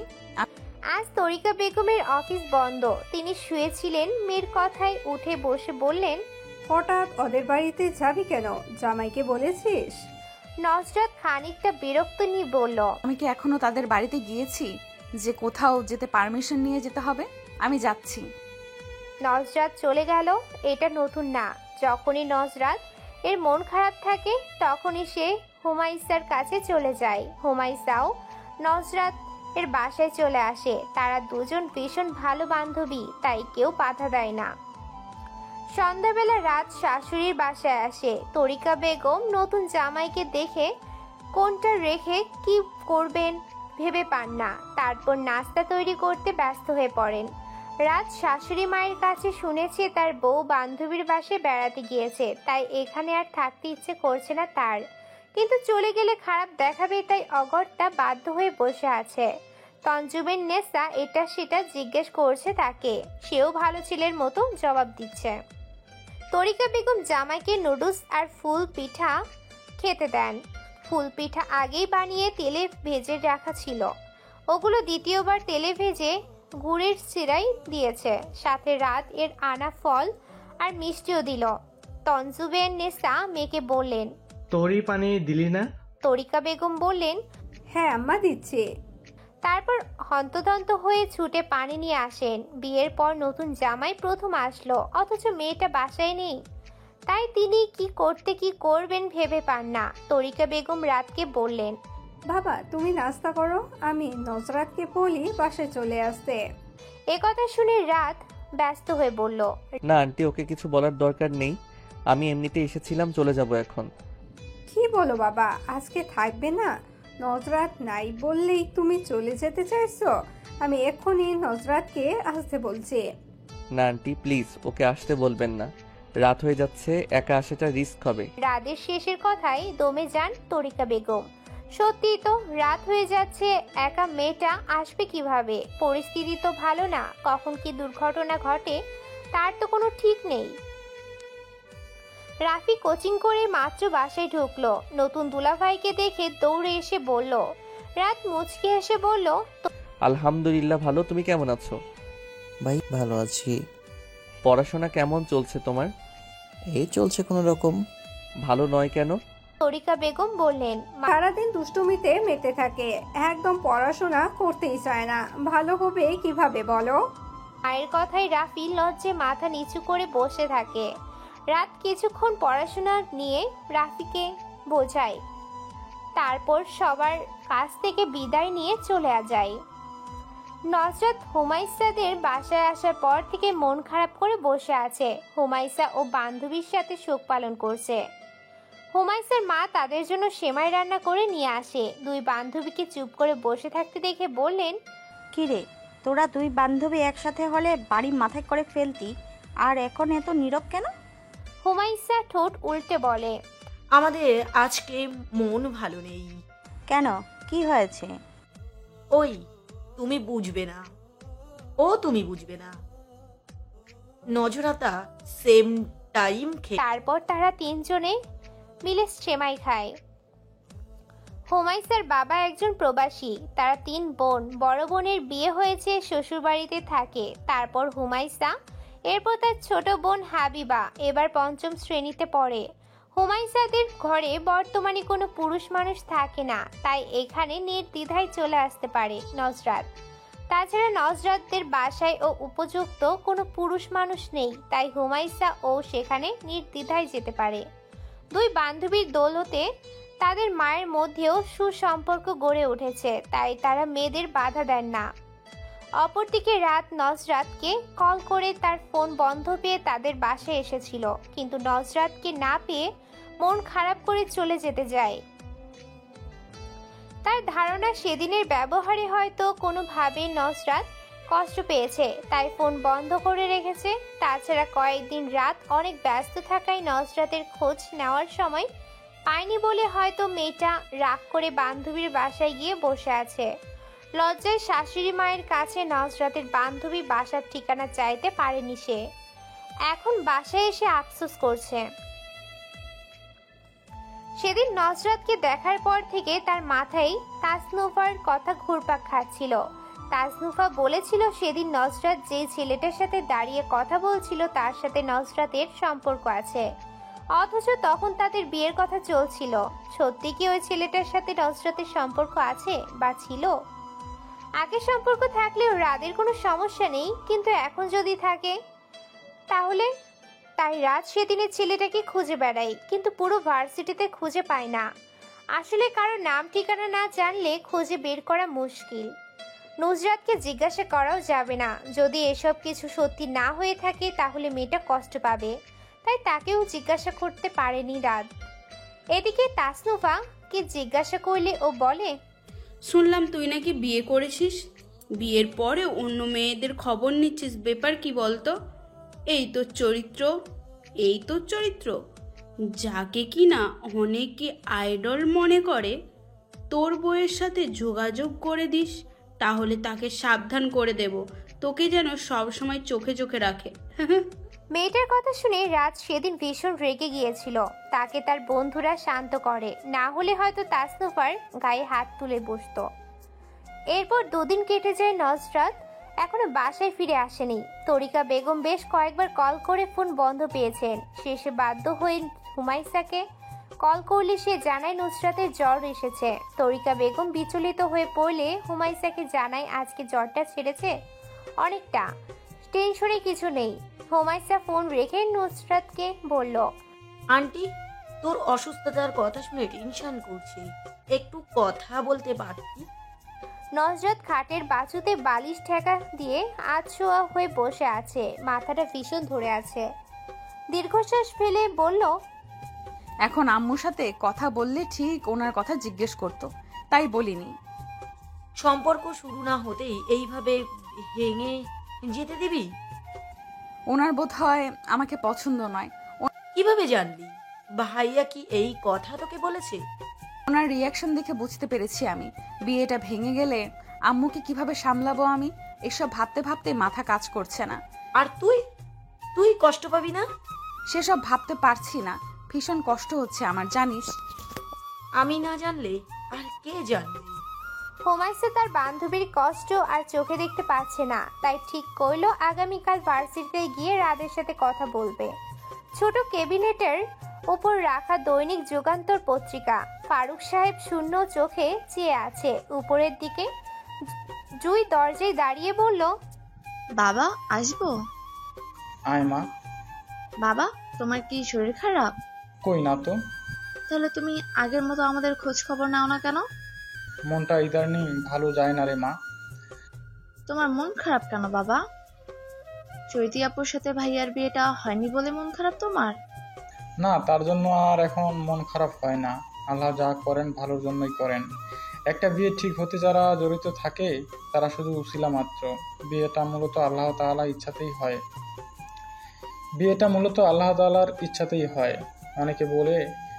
অনেকে বলে না যে আমার জন্য বিয়েটা হয়েছে, নতুবা ভেঙে যাচ্ছিল। এসব আসলে ভুল বলে মানুষ। যে বিয়ে আল্লাহ রাব্বুল আলামিন রাজি খুশি হয়ে ঠিক করেন সেই বিয়ে ঠেকায় কে বল? তাহলে তোমার মন খারাপ কেন? ইদানিং পত্রিকা পড়ে মনটা বিতৃষ্ণায় ভরে যায়, বুঝলি? পাতা উল্টালেই নানা দিকে রাজনীতি, চুরি ডাকাতি, খুন খারাপি ছাড়া ভালো কোনো সংবাদ পাওয়া দুষ্কর হয়ে যাচ্ছে আজকাল। ভবিষ্যৎ প্রজন্মকে এরা কি দিয়ে যাচ্ছে বলতো? স্বাধীন দেশে থেকেও কেমন পরাধীন মনে হয়। এসব ভাবলেই মাথাটা ভীষণ ধরে যায়। তাহলে এসব নিয়ে ভেবো না বাবা। স্বার্থপর হতে বলছিস মা? কি করব বলো তো? এগুলো দেখা ছাড়া তো আমাদের উপায় নেই। আমরা সাধারণ মানুষ, তো কিছু করতে পারবো না। যারা পারবে তারা তো হাত গুটিয়ে বসে আছে। যা বলেছিস, তাদের কাজ নরম মাটিতে আঘাত করা। ঠিক বলেছো বাবা। আম্মা আমাদের জন্য বসে আছে, এখন নাস্তা করবে, চলো। আচ্ছা চল। হোমাইসার ভার্সিটিতে ঢুকে ক্যাম্পাসের এক এক কোণে বেঞ্চ রাখা জায়গাটাই এসে বসলো। রাত আর তার বন্ধুরা মিলে এখানে বেশিরভাগ সময় আড্ডা দেয়। আজকে বোধ হয় এখনো আসে নাই। আশেপাশে ভালো করে দেখে নিল, না কোথাও দেখা যাচ্ছে না। তাদের ক্লাসে একবার গিয়েও খুঁজবে কি, কিন্তু এই সময়ে ক্লাস আছে কিনা তারও তো ঠিক নেই। তাছাড়া রাতের কিছুদিন পরেই মাস্টার্সের ফাইনাল পরীক্ষা, এই সময় ক্লাস হয় কিনা জানা নেই। আচ্ছা, কিছুদিন পর পরীক্ষা বলে রাত যদি ভার্সিটিতে আসা বন্ধ করে দেয় তাহলে তো মুশকিল। রাদের সাথে কথা বলতে না পারলে ওদের মধ্যে কিচ্ছু ঠিক হবে না। নানা কথা ভাবতে ভাবতে হুমায়সার মনটা খারাপ হয়ে গেল। এদিকে নজরাতকে বলে এসেছে শপিং মলে যাবে সে। যদি সত্যি কথা বলতো তাহলে নজরাত বুঝে ফেলতো, তখন কিছুতেই হুমায়সাকে ভার্সিটিতে আসতে দিতে চাইতো না। প্রায় ঘন্টাখানেক এখানে বসে অপেক্ষা করলো হুমায়সা, কিন্তু রাদের দেখা পেল না। শেষে ধৈর্যহারা হয়ে চলে যাওয়ার জন্য ভার্সিটি থেকে বেরিয়ে লেগুনার জন্য দাঁড়ালে পেয়েও যায়। লেগুনায় তার সাথে একজন মহিলা যাত্রী আর দুজন হলেই বোধহয় গাড়ি ছেড়ে দিবে। হুমায়সা মন খারাপ করে ভার্সিটির গেটের দিকে তাকিয়ে আছে। দুজন যাত্রী আসতেই গাড়ি ছেড়ে দিবে, এমন সময় রাতকে বাইক সমেত ভার্সিটিতে ঢুকতে দেখা গেল। হুমায়সা দ্রুত বলল, মামা গাড়ি থামান। ড্রাইভার গাড়ি থামাতেই হুমায়সা গাড়ি থেকে নেমে দৌড়ে ভার্সিটিতে ঢুকে গেল। তার এমন কাণ্ডে সবাই একটু অবাকই হলো, কিন্তু কেউ কিছু বলল না। ড্রাইভার আর বসতে পারলো না, গাড়ি ছেড়ে দিতে হলো। এসব রোডে গাড়ি বেশিক্ষণ দাঁড় করিয়ে রাখা যায় না, তাই হুমায়সা ভার্সিটিতে ঢুকে এদিক ওদিক তাকিয়ে সেই বেঞ্চের কাছে রাতকে দেখতে পেয়ে দ্রুত পায়ে হেঁটে রাদের কাছে গিয়ে বলল, আসসালামু আলাইকুম। ও, অবশেষে আপনাকে পেলাম ভাইয়া। শুকনো ঠোঁট জিহ্বা দিয়ে ভিজিয়ে রাত আর তার বন্ধুদের দিকে একবার চেয়ে বলল, আমাকে বলছেন? হ্যাঁ ভাইয়া, আমি নজরাত এর বান্ধবী হুমাইয়াস। নজরাতের নাম শুনে উদ্বিগ্ন হয়ে রাত বলল, ও কি আপনার বাসায় আছে? হ্যাঁ ভাইয়া, ওর ব্যাপারে আপনার সাথে কথা বলতে এসেছি। আপনার কি সমস্যা হবে? হ্যাঁ অবশ্যই, চলেন কোথাও বসে কথা বলি। আচ্ছা। তারপর রাত তার বন্ধুদের বলে হুমায়সাকে নিয়ে ভার্সিটির পাশে একটা ছোট্ট রেস্তোরাঁয় বসে। হুমায়সা প্রথমে বলে, ভাইয়া, নজরাত খুব আপসেট হয়ে আছে। আমি ওর থেকেই সব কিছু শুনেছি। তাছাড়া বিয়ের আগে আপনি যখন দেখতে যান তখন আমি ওকে ওভাবে সাজিয়ে দিই। ও লজ্জায় আপনার সামনে যেতে চাইছিল না, সেই জন্যে। এর আগের দিন ভার্সিটিতে বান্ধবীরা মিলে ডেয়ার দিয়েছিল, তাই আপনার সাথে কথা বলতে গিয়েছিল। সব কিছুর জন্য ও খুব লজ্জা পাচ্ছিল, সেই জন্য বিয়েটা ও করতে চাইছিল না। এখন আপনি ওকে ভুল বুঝেছেন। আমি কি বলবো ঠিক গুছিয়ে বলতে পারছি না হয়তো। রাত সবটাই শুনলো এবং বুঝতে পারলো। অত্যন্ত ধীরতার সঙ্গে বলল, আমি বুঝতে পারছি সবকিছু। ওর ফোন বন্ধ পেয়ে আমি ওদের বাসায় গিয়েছিলাম। তখন আমার শাশুড়ি মা বললেন ওর কোনো এক বান্ধবীর বাসায় গিয়েছে, কিন্তু ফোন কেন বন্ধ করে রেখেছে বলেন তো? ও কি ভুলে গিয়েছে যে ও এখন বিবাহিত, ওকে ওর হাজবেন্ড খুঁজতে পারে? এটা কি ও বুঝতে পারছে না বলেন? আপনি নাকি কয়েকদিন ওর সাথে কোনো যোগাযোগ করেন নাই, তাই ও ভাবছে আপনি ওর উপর রেগে আছেন, তাই ওর সাথে কোনো যোগাযোগ করছেন না। হ্যাঁ, কিছুদিন ভীষণ ব্যস্ত ছিলাম, তাছাড়া পড়াশোনা আছে, পরীক্ষার তো বেশি দিন নেই। আপনি ওকে বললেন আমি ওর উপরে রেগে নেই, আর ও যেন ফোন বন্ধ না রাখে। আচ্ছা বলো, আজকে তাহলে আসি ভাইয়া।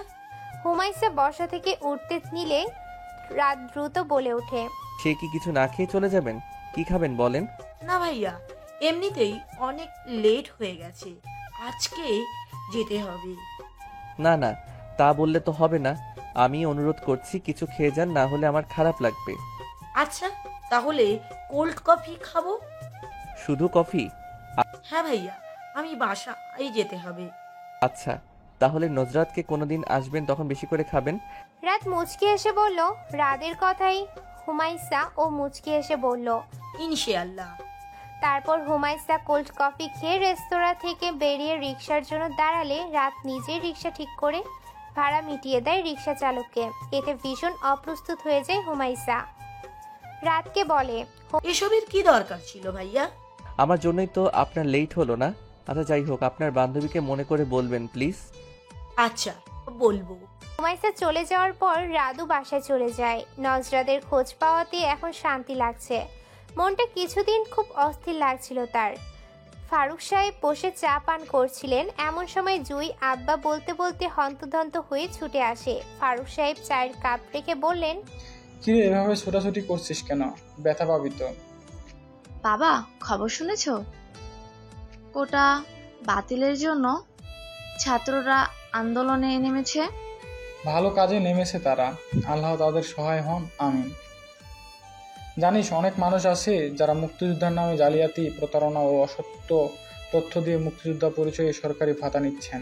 তাছাড়া এই কোটা মুক্তিযোদ্ধাদের জন্য বা তাদের ছেলে মেয়েদের জন্যও ঠিক আছে, কিন্তু তাদের নাতিপুতিদের দেওয়া কোনো মানেই হয় না। তাদের যদি মেধা থাকে তাহলে তারা এমনিতেই নির্বাচিত হবে, সেখানে কোটার তো আর কোনো প্রয়োজন নেই। কোটার জন্য অনেক মেধাবী শিক্ষার্থীরা সরকারি চাকরি থেকে বঞ্চিত হচ্ছে। জি বাবা। দিন যত যাচ্ছে কোটা বাতিলের আন্দোলন তত ভয়াবহ রূপ নিতে থাকে। ফারুক সাহেব জুইকে আন্দোলনে পাঠাতে চাইলে লিপি বেগম বাধা দিয়ে বলেন, উম্মি জিহাদ রাদিয়াল্লাহু বলেন, রাসূল সাল্লাল্লাহু আলাইহি সাল্লাম এর জমানায় আমরা 6 জন মহিলা খয়বরের যুদ্ধে শরীক হওয়ার জন্য রওয়ানা হলে রাসূল সাল্লাল্লাহু আলাইহি সাল্লাম খবর পেয়ে আমাদেরকে ডাকলেন। আমরা তার নোরানি চেহারায় গোসবার আলামত দেখছিলাম। তিনি জিজ্ঞাসা করলেন, তোমরা কার অনুমতি লইয়া আসিয়াছ? আমরা বললাম, ইয়া রাসূলুল্লাহ, আমরা পশম বুনিতে জানি, জেহাদে ইহার প্রয়োজন হয়। আমাদের সাথে জখমের ওষুধও আছে, আর কিছু না হোক মুজাহিদদের তীর এগিয়ে দেওয়ার কাজে সাহায্য করব। কেউ অসুস্থ হলে সেবা সুস্থতার কাজে সাহায্য, ছাতু গোলানো, পানি দেওয়ার কাজে সাহায্য করব। অতঃপর তিনি অনুমতি দিলেন। এর দ্বারা আমরা কি বুঝতে পারলাম? বুঝলাম যে মহিলারা যুদ্ধে যাওয়া রাসূল পছন্দ করতেন না, আর যারা তখনের দলিল দেন তাদের জানা আবশ্যক যে মহিলারা ময়দানে নামে নাই। জিহাদের সময় উভয় পক্ষ নিজেদের নির্ধারিত এলাকায় তাঁবুতে অবস্থান করত।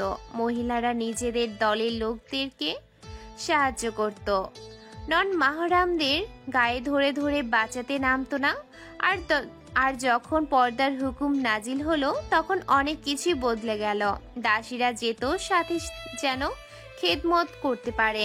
আবু দাউদ হেকায়াতে সাহাবা। সব জায়গায় ইসলাম টানা লাগে না, আবার কারো কারো কারণে কিছু জায়গায় ইসলামকে টেনে আনা লাগে, তাই টেনে আনলাম আর কি। ইসলামে আবেগের স্থান নেই, থাকলে রাসূলের ইন্তেকালের পর সব সাহাবীর 2 সাইড করার অনুমতি থাকতো। অসুস্থ অবস্থায় ইশারাই হলেও নামাজ পড়া লাগতো না। ডেলিভারি পেন নিয়ে বাচ্চার মাথা বের হয়ে যাওয়া অবস্থায়ও নামাজের হুকুম থাকতো না।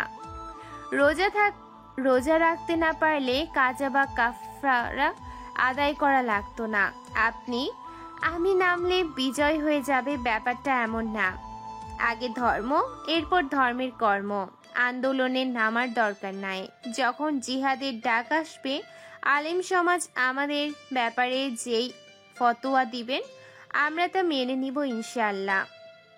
আসমা রাদিয়াল্লাহু এর ঘটনা জানেন না।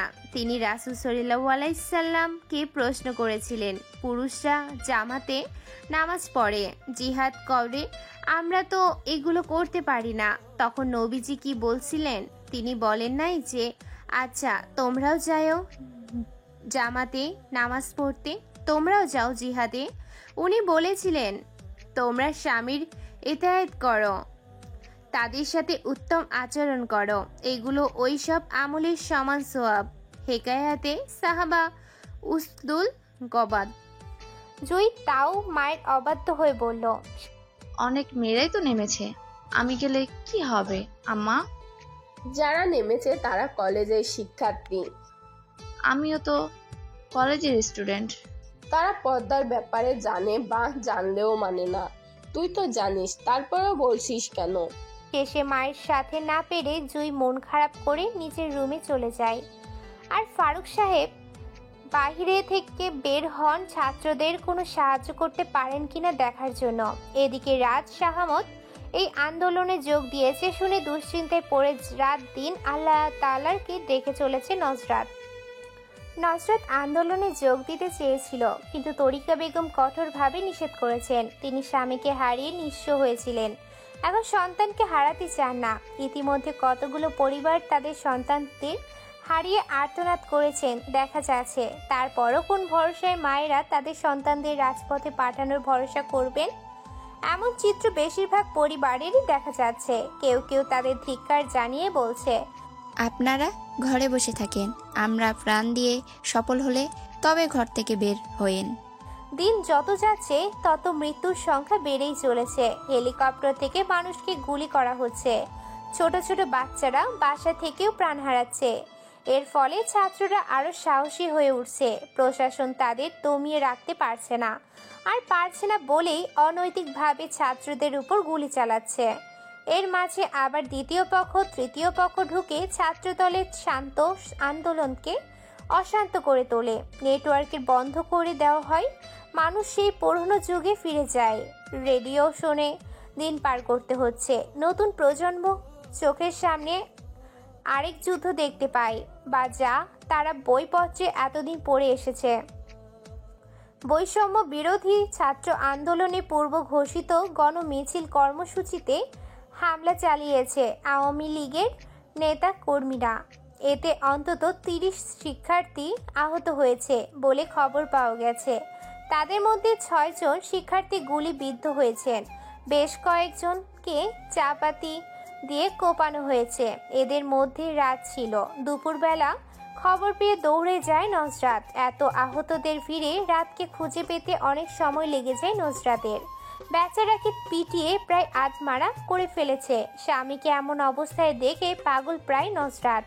পাশে শাশুড়ি মা অযথ ধারায় কাছেন। নজরাত কাছে যেতেই তাকে ধরে আরো কান্নায় ভেঙে পড়েন তিনি। নজরাত নিজেই নিজেকে সামলাতে পারছে না। এই মানুষটাকে কিভাবে সামলাবে তার জানা নেই। ডাক্তার বলেছেন ঠিক হতে অনেক সময় লাগবে, ঠিক কতদিন লাগবে তারা এখন বলতে পারছেন না।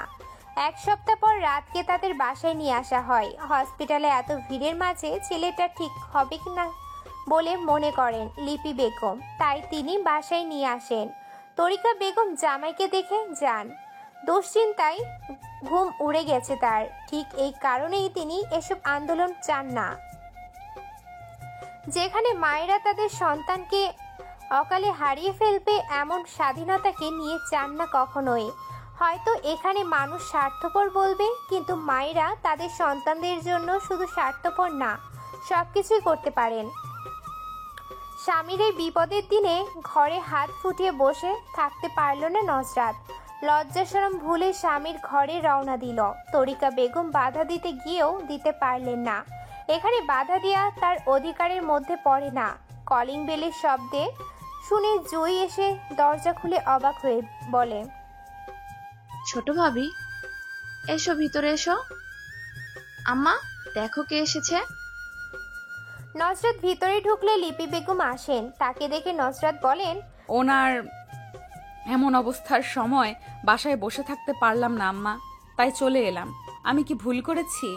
লিপি বেগম ভীষণ খুশি হয়ে বললেন, না না মা, একদম ঠিক করেছো। তারপর জুইকে বলল, তোর ভাবির টলি ব্যাগটা ঘরে নিয়ে যা, জুইয়ের সাথে রাদের রুমে যাও, ফ্রেশ হয়ে কিছু খেয়ে নিবে। নজরাত বলে জুইয়ের সাথে যায়। রাতের রুমে ঢুকতেই তাকে দেখতে পেল। হাত পায়ের ইনজুরির জন্য বেচারা হাঁটাচলা করতে পারে না, তাই সারাদিন শুয়ে থাকতে হয়। জুই ট্রলি ব্যাগটা রেখে চলে যায়। নজরাতের নিঃশব্দে রাদের পাশে বসে। রাত চোখ বন্ধ করেছিল বলে নজরাতকে দেখতে পায়নি, কারণ বসার অনুভব করে চোখ মেরে তাকিয়ে বিস্মিত হয়ে যায় রাত। একটু জোরেই বলে ওঠে, তুমি এখানে কখন এসেছো? এখন তো পরিস্থিতি একদম ভালো না। তুমি বাসা থেকে একা বের হতে গেলে কেন? জি আচ্ছা, আমি আসাতে আপনি খুশি হননি? তাহলে কি চলে যাব? রাত নির্বিকার মুখে বলল, সেটা বলি নাই। এখন মেয়েরা রাস্তাঘাটে একদম নিরাপদ না, এমনিতেই হাঁটাচলা করতে পারছি না, তারপর নেটওয়ার্ক বন্ধ করে রেখেছে। দেশের পরিস্থিতি সম্পর্কে কিছুই জানতে পারছি না। জানো, এই মুহূর্তে এক টুকরো সুখ হয়ে এসেছো তুমি। এদিকে নজরাতের চোখ পানিতে টুইটুম্বর হয়ে গেছে। দেখে রাত বিচলিত হয়ে বলল, এই বোকামে কাঁদছো কেন? আমি তো তোমার নিরাপত্তার কথা ভেবেই ওসব বলেছি। সেজন্য কাঁদছি না, আপনার অনেক কষ্ট হচ্ছে ভেবে কাঁদছি। আপনি কেন গেলেন বলেন তো? আপনার কিছু হয়ে গেলে আমার কি হবে এই একবার ভেবে দেখেছেন? আপনার কিছু হয়ে গেলে আমার কি হবে একবার ভেবে দেখেছেন? আমার কথা একটুও ভাবেন না আপনি। আমি তো মরে যাইনি বলো, তাহলে কষ্ট পাচ্ছ কেন এসব ভেবে? কত ছাত্ররা নিজের কথা না ভেবে আন্দোলনে যোগ দিচ্ছে, প্রাণ হারাচ্ছে। এসব দেখতে গেলে তো আমি কিছুই করতে পারলাম না। সেসব দেখতে গেলে তো আমি কিছুই করতে পারলাম না দেশের জন্য। আমিও তো যেতে পারলাম না। ফেসবুকে আন্দোলন নিয়ে পোস্ট করাতে কিছু লোক হুমকি দিয়েছে, সেসব শুনে আম্মা কিছুতেই যেতে দিল না। মেয়ে মানুষ, তোমার যে কাজ নেই। কখন এসেছো? কিছু খেয়েছো? বেশিক্ষণ হয়নি এসেছি। ও তাহলে যাও, ফ্রেশ হয়ে নাও, ওই যে বাথরুম। আচ্ছা বলে ফ্রেশ হতে যায়। নজরাত ফ্রেশ হয়ে আসলে শাশুড়ি মা তার জন্য চিকেন ফ্রাই করে দেয়। মেয়েটা প্রথমবার তাদের বাসায় এসেছে, তাই মন খারাপ থাকলেও এইটুকু করতেই হলো। নজরাত নিজে খাবার খাওয়ার সাথে সাথে রাদের মুখে একটু করে দিতে থাকে। রাত খাবে না বললেও শোনে না। খাবার শেষে দুজনে মিলে আন্দোলন নিয়ে কথা বলছে। এমন সময় বাহির থেকে আর্তনাদ শুনতে পেয়ে নুসরাত বলল, আমি দেখে আসছি, আপনি থাকুন। ফারুক সাহেব কারুর সাথে ফোনে কথা বলে ধপ করে ফ্লোরে বসে পড়েন। লিপি বেগম দৌড়ে এসে বললেন, রাসেলের বাপ, কি হয়েছে তোমার? এভাবে ফ্লোরে বসে পড়লে কেন? কার সাথে কথা বললে? ইতিমধ্যে জুই আর নসরাতও এসেছে। জুই বাবার পাশে বসে বলল, বাবা, কি হয়েছে তোমার? ফারুক সাহেব খুব কষ্ট করে উচ্চারণ করলেন। আমার রাসেল আর নেই। লিপি বেগমের ভেতরটা ছ্যাদ করে জ্বলে উঠল। উত্তেজিত হয়ে বললেন, কি বলছো তুমি? মাথা ঠিক আছে তোমার? ফারুক সাহেব খানিকটা ক্ষোভ প্রকাশ করে বললেন, তোমার তো কষ্ট হওয়ার কথা না। একটা অন্যায় করেছে বলে ছেলেটাকে বাড়ি ছাড়া করলে। তোমার নাকি লজ্জা হতো এই ছেলেকে নিয়ে, অথচ তোমার ছেলে তোমাকে শহীদের মা বলে সম্মান দিয়ে গেল। লিপি বেগম কান্নায় ভেঙে পড়ে বললেন, ছেলের উপর রাগ অভিমান ছিল, তাই বলে তার মৃত্যুর কামনা করি নাই। মা হয়ে ছেলের মৃত্যুর কামনা কিভাবে করব আমি? আমার অন্তর ফেটে যাচ্ছে। নজরাত লিপি বেগমকে সামলানোর চেষ্টা করছে, কিন্তু ব্যর্থ হচ্ছে। জয় তার বাবাকে ধরে কাঁদছে। বাড়িতে পুরো শোকের ছায়া নেমে এসেছে। রাত নিজের রুমে থেকে সবটাই শুনল। শূন্য চোখে উপরের দিকে তাকিয়ে রইল। চোখের কোণ বেয়ে নোনা জল গড়িয়ে পড়ছে তার। নজরত রাতের সাথে রয়ে গেল, আর বাকিরা হসপিটাল থেকে লাশ এনে দাফনের জন্য গিয়েছে। নজরতকে কাছে পেয়ে বাচ্চাদের মতো কান্না করে দেয় রাত। মায়ের আড়ালে বড় ভাইয়ের সাথে ঠিকই যোগাযোগ রাখত সে। ভাইটাকে যে ভীষণ ভালোবাসতো। এই তো কয়েক মাস আগে একদিন ভোরবেলা ভাই তাকে কল করে কান্না করে দেয়। রাত তখন বিচলিত হয়ে রাসেল জানায় সে বাবা হতে চলেছে। সেই খুশিতে কান্না করছে। রাত সেদিন প্রথমবারের মতো বাবা হওয়ার আনন্দ কিছুটা অনুভব করতে পারে ভাইয়ের কাণ্ড শুনে। 3 মাস পর রাত সুস্থ হলে নজরাত নিজের বাসায় ফিরে আসে। রাতের পরীক্ষার মুহূর্তে সে থাকলে রাত পড়াশোনায় মনোযোগ দিতে পারবে না, তাই ফিরে আসা। নজরাত চলে আসার দিন রাত তাকে একদম ছাড়তে চাইছিল না। বেশ কিছুক্ষণ জাপটে ধরে বসেছিল আর বলেছিল, এই কদিনে আমি তোমাতে আসক্ত হয়ে গিয়েছি প্রিয়, তুমি থেকে গেলে হয় না? নজরাত কঠোর মুখভঙ্গি করে বলেছিল। রাত না হয় না। মন খারাপ করে থাকলেও আর কিছু বলেনি। নিজেই নজরাতকে তার বাসায় পৌঁছে দিয়ে যায়। তারপর পড়াশোনায় ব্যস্ত হয়ে পড়ে। এখন আর আগের মতো বন্ধুদের সাথে আড্ডা জমাতে পারে না। ভাইয়ের মৃত্যুতে অনেকটা নীরব হয়ে যায় রাত। রাসেলের বউ 7 মাসের অন্তঃসত্ত্বা লিপি বেগম তাকে নিয়ে এসেছেন। ছেলের মৃত্যুর পর এখন আর কোনো রাগ নেই তার। হয়তো রাসেলের বউ চৈতির সাথে পুরোপুরি স্বাভাবিক আচরণ করতে পারেন না, তবে সময়ের সাথে সাথে ঠিক হয়ে যাবেন ইনশাল্লাহ। তাছাড়া জয়ী বা জান্নাতকে দিয়ে সময় মতো খাবার দাবার পৌঁছে দেন চৈতির ঘরে। চৈতি সারাক্ষণ মনমরা হয়ে বসে থাকে নিজের ঘরে। বাইরে কিছু নিয়ে তার কোনো আগ্রহ জাগে না। সারাক্ষণ ঘরবন্দি হয়ে থাকতেই ভালো লাগে যেন। রাসেলদের বাড়ি থেকে 10 মিনিটের দূরত্বে একটা বাড়িতে চৈতির বাবা মা ভাড়া থাকতেন। রাসেল ওই পথ দিয়ে প্রতিদিন অফিসে যাতায়াত করত। মাঝে মাঝে চৈতিকে দেখতে পেত আর সেখান থেকে ভালো লাগা তৈরি হয়। তারপর দুজনের মধ্যে প্রেম। লিপি বেগমকে একদিন জানিয়েছিল তাদের প্রেমের কথা, কিন্তু লিপি বেগম বলেছিলেন, এইসব হারাম সম্পর্ক আমি কিছুতেই মেনে নিব না। আমার পছন্দ করা মেয়েকেই তোকে বিয়ে করতে হবে। এদিকে চৈতির প্রচুর বিয়ে আসছিল। রাসেল এ কথা জানার পর সিদ্ধান্ত নেয় তারা পালিয়ে বিয়ে করবে। অতঃপর তাই করলো। বিয়ে করার পর লিপি বেগম মেনে না নিলে দুটো রুমের ছোট একটা বাসা ভাড়া করে তাদের ছোট্ট সংসার শুরু করে। খুব আনন্দের দিন পান করছিল তারা। তার মধ্যে নতুন অতিথির আগমন বার্তা সংসারের সুখ দ্বিগুণ হয়ে উঠেছিল। কিন্তু বেশি দিন তা সইল না চৈতির কপালে। রাসেলের মৃত্যু যেন দুমড়ে মুচড়ে শেষ করে দিল চৈতির সুখের সংসার। তার মতে, যেখানে আমার স্বামীকে হারাতে হয় এমন স্বাধীন দেশ তো আমি চাই না। নজরত আবার ভার্সিটিতে যাওয়া শুরু করেছে। এখন আর আগের মতো রাতকে কোথাও দেখতে পায় না সে। আগে বিরক্ত লাগতো, কিন্তু এখন দেখতে পেলে ভালো লাগতো। সবার আড়ালে লুকিয়ে তাকিয়ে থাকতো। কি আর করার, সময় পাল্টে সাথে মুহূর্তগুলো। রাত পড়া শেষ করে রাতে কল করে প্রতিদিন, তাছাড়া আর তাদের মধ্যে কথা হয় না। আজকে নজরাত কিছুতেই চোখ মেলে তাকিয়ে থাকতে পারছে না। জোর করে সজাগ থাকলে ভীষণ মাথা ব্যথা করে তার, তাই ঘুমিয়ে পড়ল। সেই ঘুম রাত 2টায় একটা স্বপ্ন দেখে ভাঙল। ঘুম থেকে উঠেই সে ব্যালকনিতে চলে গেল। নিচে রাস্তায় কাউকে খুঁজলো। স্বপ্ন দেখেছে রাত এসেছে, এখন ভালো করে খুঁজে বুঝলো এটা তার স্বপ্ন ছিল। রুমে ফিরে এসে কিছুক্ষণ বসে রইল। এখন খিদা অনুভব হচ্ছে, না খেয়ে ঘুমিয়ে পড়েছিল তখন।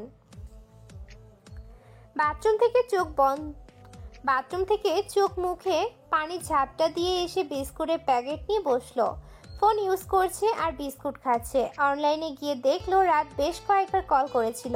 নজরাত কল রিসিভ করেনি বলে মেসেজ দেয়। বউ ঘুমিয়ে পড়েছো? মেসেজটা দেখে নজরাতের খুব আফসোস হচ্ছে কেন সে ঘুমিয়ে গেল। এখনই রিপ্লাই দিল, ঘুমিয়ে পড়েছিলাম। কয়েক সেকেন্ড অতিবাহিত হতে না হতেই কল আসে। কলের শব্দে নজরাত কিছুটা ভয় পেয়ে যায়। নজরাত বুঝতে পারেনি রাত জেগে আছে। তার উপর নিস্তব্ধ রুমে হঠাৎ কলে ভয়ে চমকে ওঠে। নিজেকে সামলে রুমের লাইট অন করে কল রিসিভ করে। রাত বালিশের উপরে উপর হয়ে শুয়ে আছে। নজরাত বলল, আপনি কি ঘুমান নাই এখনো? কেন? না। রাত জেগে থাকলে শরীর খারাপ করবে না? আমার বউয়ের সাথে কথা হয়নি বলে ঘুম আসছিল না। এত তাড়াতাড়ি ঘুমিয়ে গেলে খাবার খেয়েছিলে? ঘুমের জন্য খাবার খাওয়ার সময় ছিল না, তাই এখন বিস্কুট খাচ্ছি। তুমি এমন ঘুম কাতুরে জানতাম না তো। এদিকে তোমার ঘুমের জন্য আমার ঘুমের 2:30 বেজে গেল। এই দায় এখন কে নিবে বলো? তোমাকে শাস্তি দেওয়া উচিত। ইস, আসছে। আমি কি আপনাকে নিষেধ করেছি ঘুমানোর জন্য? তোমার মতো লবণ ছাড়া তরকারি তার কি বুঝবে? আপনি নিজ থেকে ঘুমান নাই। হইছে, আমি তরকারিতে লবণ দিয়েই খাই। আপনার মতো মুঠো করে লবণ খাই না। আসছে লবণখোর কোথাকার। আমি যখন পার্মানেন্টলি আপনাদের বাসায় আসবো তখন লবণ ছাড়া তরকারি রান্না করে আপনাকে খাওয়াবো। লবণ স্বাস্থ্যের জন্য কতটা ক্ষতিকর সেটা আপনি জানেন? রাত অত্যন্ত ধীরতার সঙ্গে বলল, অতিরিক্ত লবণ খাওয়ার ফলে দেখা দিতে পারে উচ্চ রক্তচাপ। এর কারণ হলো সোডিয়াম জাতীয় খাবার রক্তের চাপ বাড়ায়, ফলে ধমনীর মধ্যে প্রচুর পরিমাণে রক্ত প্রবাহিত হয়। সেই সঙ্গে এই অভ্যাস ডেকে আনতে পারে হৃদরোগ, স্ট্রোক এবং কিডনির সমস্যার ঝুঁকি। নজরাত বিরক্ত মুখে বলল, এসব জানার চেয়েও এসব জানার পরেও কি করে পারেন এত লবণ খেতে? আমি অনেক পানি খাই, সো লবণ আর শরীরে থাকে না, ওটা ড্রেন হয়ে যায়। আপনার এই কচুর মাথার যুক্তি আপনার কাছেই রাখেন। ঘুমাবেন কখন? আমি ঘুমাবো। নজরাত যে রেগে গেল এটা বুঝতে পারলো রাত, তাই বলল, আগামীকাল দেখা করবে? তাহলে আমি এসে তোমাকে নিয়ে যাব। ঠিক আছে, এখন রাখছি, আপনি ঘুমান। ঠিক আছে, আল্লাহ হাফেজ। আল্লাহ হাফেজ। এতদিন ব্যাপারটা আমলে না নিলেও এখন লিপি বেগমের কাছে চৈতির এভাবে ঘরবন্দি হওয়া সুবিধার মনে হচ্ছে না। মেয়েটা এভাবে অসুস্থ হয়ে যাবে, তাই তিনি চৈতির ঘরে গেলেন। নাস্তা টেবিলেই পড়ে আছে। এতক্ষণে মনে হয় সব ঠান্ডা হয়ে গেছে।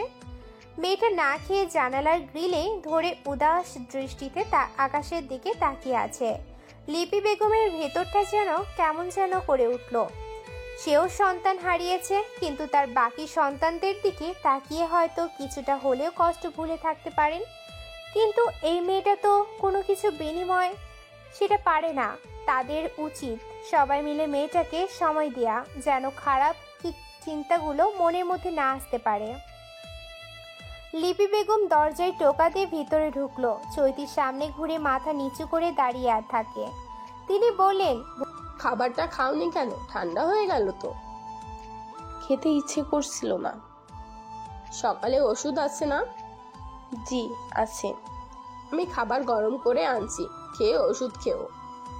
গরম করতে হবে না, এমনিতেই খেয়ে নিতে পারবো। ভুনা খিচুড়ি আর ডিম ভুনা ঠান্ডা খেতে ভালো লাগে না, তাই লিপি বেগম শুনলেন না। ওভেন থেকে গরম করে আনলেন, বললেন, আমি খাইয়ে দিই। এ কথা শুনে চৈতির চোখ পানিতে চিকচিক করছে। আজ রাসেল এই দৃশ্য দেখতে পেলে ভীষণ খুশি হতো। লিপি বেগম চৈতিকে খাইয়ে দুপুরের রান্নার কাজ শুরু করলেন। কিছুক্ষণ পর চৈতি রান্নাঘরে এসে বলল, দিন সবজিগুলো কেটে দিই। কাজের মধ্যে থাকলেও মেয়েটা একটু স্বাভাবিক হতে পারবে, তাই লিপি বেগম নিষেধ করলেন না। রাত নাস্তা করে নজরাতকে নিয়ে একটা লেকে নিয়ে যায়। বেঞ্চে বসে রাত বলল, দুদিন পর পরীক্ষা শুরু হবে, পরীক্ষা শেষ হওয়ার আগে আর আমাদের দেখা হচ্ছে না। আচ্ছা, তোমার কি খারাপ লাগবে? আমি অপেক্ষার প্রহর গুনব। যেদিন পরীক্ষা শেষ হবে সেদিন আমাদের দেখা হবে ইনশাল্লাহ। ইনশাল্লাহ। শুনো, তোমাকে একটা ছেলের ব্যাপারে জিজ্ঞাসা করার আছে। কোন ছেলে? নজরত টিভিতে ইসলামিক প্রশ্ন উত্তর অনুষ্ঠান দেখছে। এমন সময় তাদের বাড়িওয়ালার বউ আসেন। এই মহিলাকে নজরাতের একদমই পছন্দ হয় না। মহিলার কূটনামিতে জুড়ে নেই। আজকে কোন মতলবে তাদের বাসায় এসেছে আল্লাহ জানেন। এসেই নজরাতকে বললেন, কি নজরাত, শ্বশুরবাড়ি থেকে কবে আইলা? এমন প্রশ্নের কোনো মানে হয়?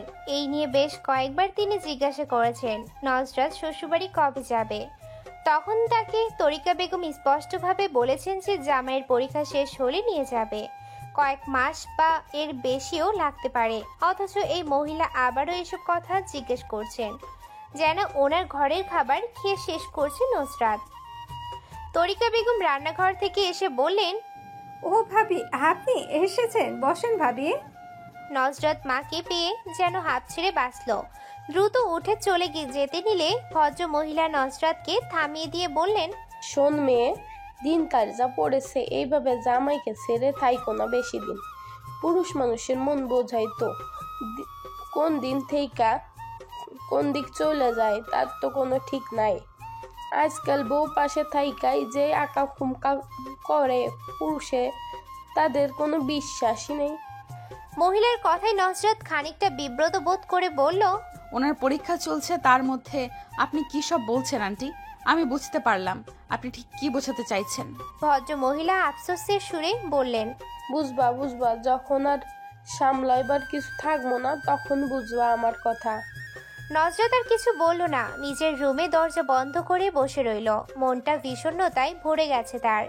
রাদের উপর পূর্ণ আস্থা আছে তার, কিন্তু এই মুহূর্তে কেমন যেন অস্থির লাগছে। মনকে শান্ত করতে রাদের সাথে কথা বলা প্রয়োজন, তাই কল দিল তাকে, কিন্তু কল রিসিভ করছে না রাত।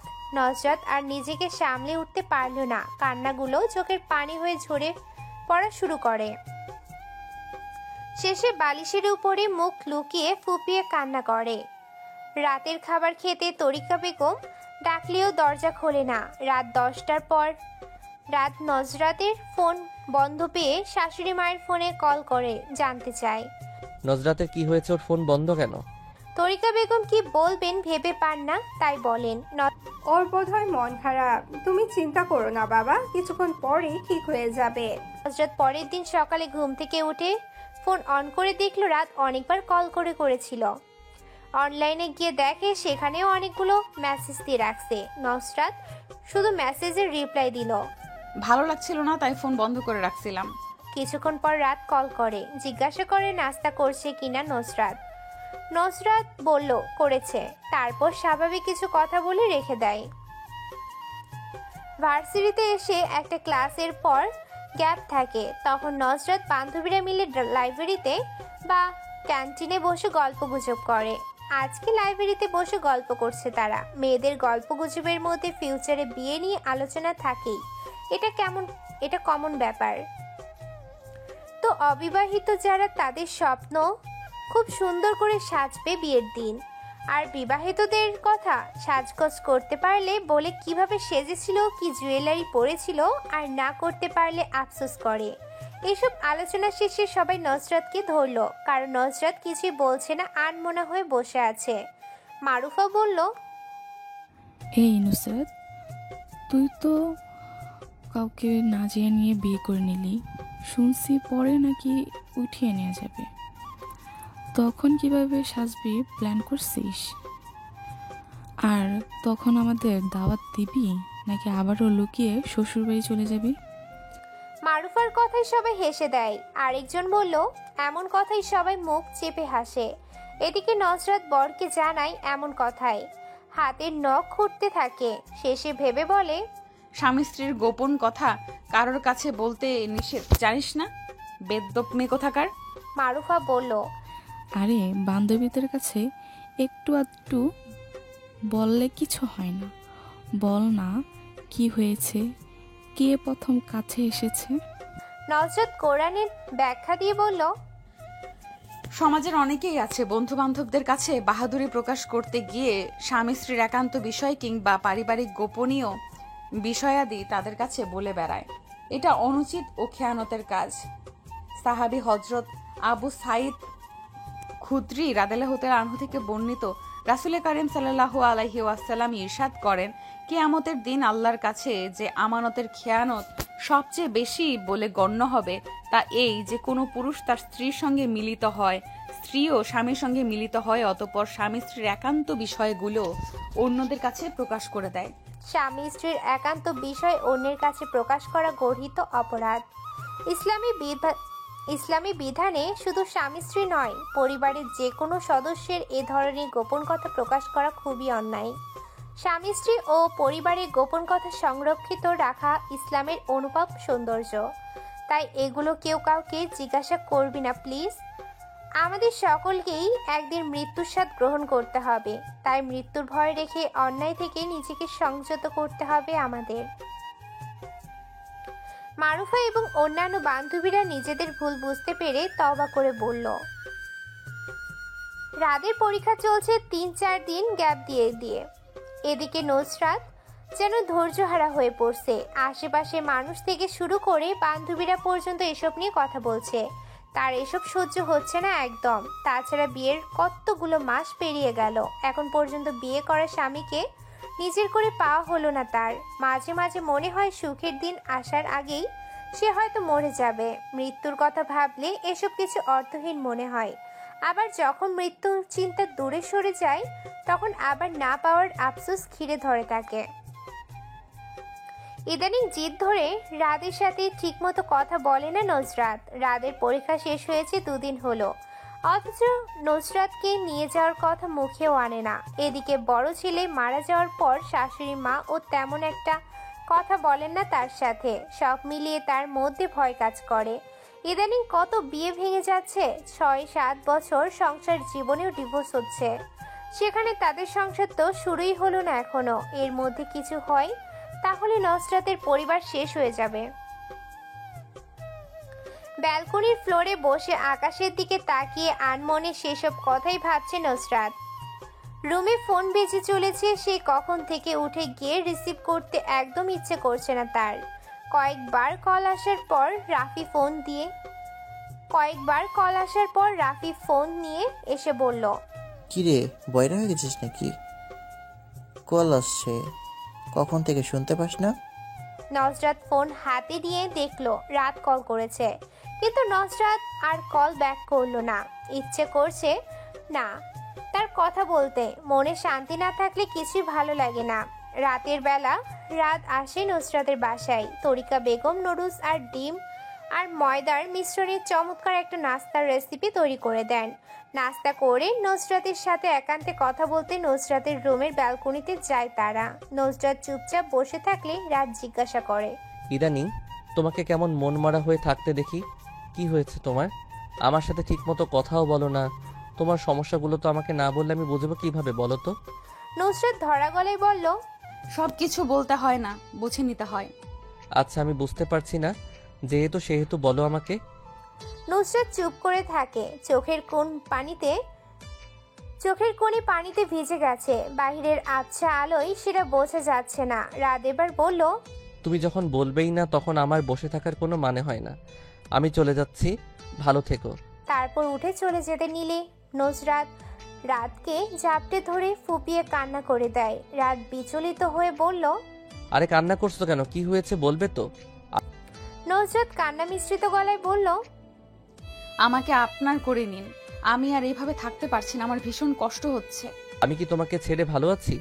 কোনো কারণ ছাড়া বিয়ের পর বউকে এভাবে বাপের বাড়ি ফেলে রাখতে কোনো ছেলেই নিশ্চয় চাইবে না। পরীক্ষা চলাকালীন সময় থেকে শুরু করে আজকে 2 দিন একটা চাকরির জন্য দৌড়ে বেড়াচ্ছি, যেন তোমাকে ভালো রাখতে পারি। যদিও ভালো রাখা সম্পূর্ণই আল্লাহ তাআলার হাতে, তবুও আমাদেরকে বসে না থেকে চেষ্টা করার কথা বলা হয়েছে। তার উপর তোমার মোহরানা এখনো পরিশোধ করতে পারছি না আমি। ইদানিং নিজেকে খুব ব্যর্থ মনে হয়। রাত নরম গলায় বলল। নুসরাত ভাঙা গলায় বলল, তোমার মোহরানা দিতে হবে না, মোহরানা মাফ করে দিচ্ছি আমি। তবু আমি তোমার কাছে থাকতে চাই। আশেপাশের মানুষ খারাপ মন্তব্য করে, যেগুলো আমার একদম সহ্য হয় না। মন খারাপ হয়, ভীষণ কান্না আসে। এখন সব কিছু ছেড়ে কোথাও একটা চলে যেতে ইচ্ছে করে, যেখানে কোনো দুঃখ কষ্ট আমাকে ছুতে পারবে না। তাছাড়া বিয়ের পর থেকে সারাক্ষণ আপনার কথা মনে পড়ে। আপনার সঙ্গে একান্তে সময় কাটাতে ইচ্ছে করে। আপনার প্রতি মাথা রেখে রাত পার করে দিতে ইচ্ছে করে। রাত ক্ষীণ একটু হেসে বলল, ওই দিন রাতে তোমার সাথে কথা বলতে পারিনি বলে সারা রাত ছটফট করে ঘুমাতে পারিনি। কেন জানো? কারণ তোমাকে আমি নিজের থেকেও বেশি ভালোবাসি। তোমার সাথে কথা বলতে না পারলে কেমন যেন অস্থির লাগে। আশেপাশে সব কিছু মূল্য থাকে না আমার কাছে। তখন শুধু মনে হয় তুমি আমার সব কিছু। শরীর তখন কেমন যেন খারাপ লাগে, মনে হয় তোমাকে পেলেই ভালো হয়ে যাবে। আমি হয়তো বোঝাতে পারছি না তোমাকে খুব ভালোবাসি আমার বউটাকে। তাহলে আজকে এখানে আমার সাথে থেকে যান প্লিজ। আজকে আপনি চলে গেলে আমি নিজেকে একদম সামলাতে পারবো না। আমি থাকলে যে কিছু একটা ঘটে যাবে ম্যাডাম, তখন এই দায় কে নেবে বলেন? নুসরাত লজ্জা রাঙা হয়ে বলল, আমি তার জন্য প্রস্তুত। আমি চাই আজ ভিন্ন কিছু ঘটুক। ভিন্ন ভালো লাগায় ভেসে যেতে চাই আপনার হাত ধরে। নিয়ে যাবেন আমাকে? ভেবে বলছো তো? পরে আবার আমাকে দোষ দেবে না তো? একদম না। রাত 11টা বেজে 35 মিনিট। দরজায় নক করে রাফি আর বলে, এই আপু, খাবার খেতে আই। আমার খাবার বেড়ে বসে আছেন সে কখন থেকে। তোরা না আসা পর্যন্ত আমাকেও খেতে দিচ্ছে না। এদিকে খিদায় আমার পেট ডাকাডাকি শুরু করে দিয়েছে। নজরাত আর রাত হাসি দিয়ে একজন আরেকজনকে ছেড়ে দাঁড়ায়। তারপর নজরাত গিয়ে দরজা খোলে। রাফি 10টার মধ্যেই ঘুমিয়ে পড়েন। আজকে এখনো জেগে আছে বলে তার চেহারা বাংলার 5-এর মতো দেখা যাচ্ছে। খাবার টেবিলে সবাই খেতে বসলেই রাফি রাতকে বলল, আপনার বউ একটা শেখ হাসিনা, সেটা জানেন আপনি? রাফির কথায় নজরাত বিষম খেয়ে বলল, তুই একটা পলক বুঝলি, বেদ্যপ ছেলে কোথাকার। রাত ভাই বোনের খুনসুটি দেখে রাফিকে বলল, কেন, তোমার বোন কি করেছে বলো তো? ভাইয়া, আপনার বউ আমাদের বাসায় যে রাজত্ব করে, মনে হয় যেন বাসাটা একা ওর। যেমন শেখ হাসিনা মনে করতেন দেশটা ওনার বাপের, সেজন্য বলছি। রাফির কথায় খুব হাসে রাত।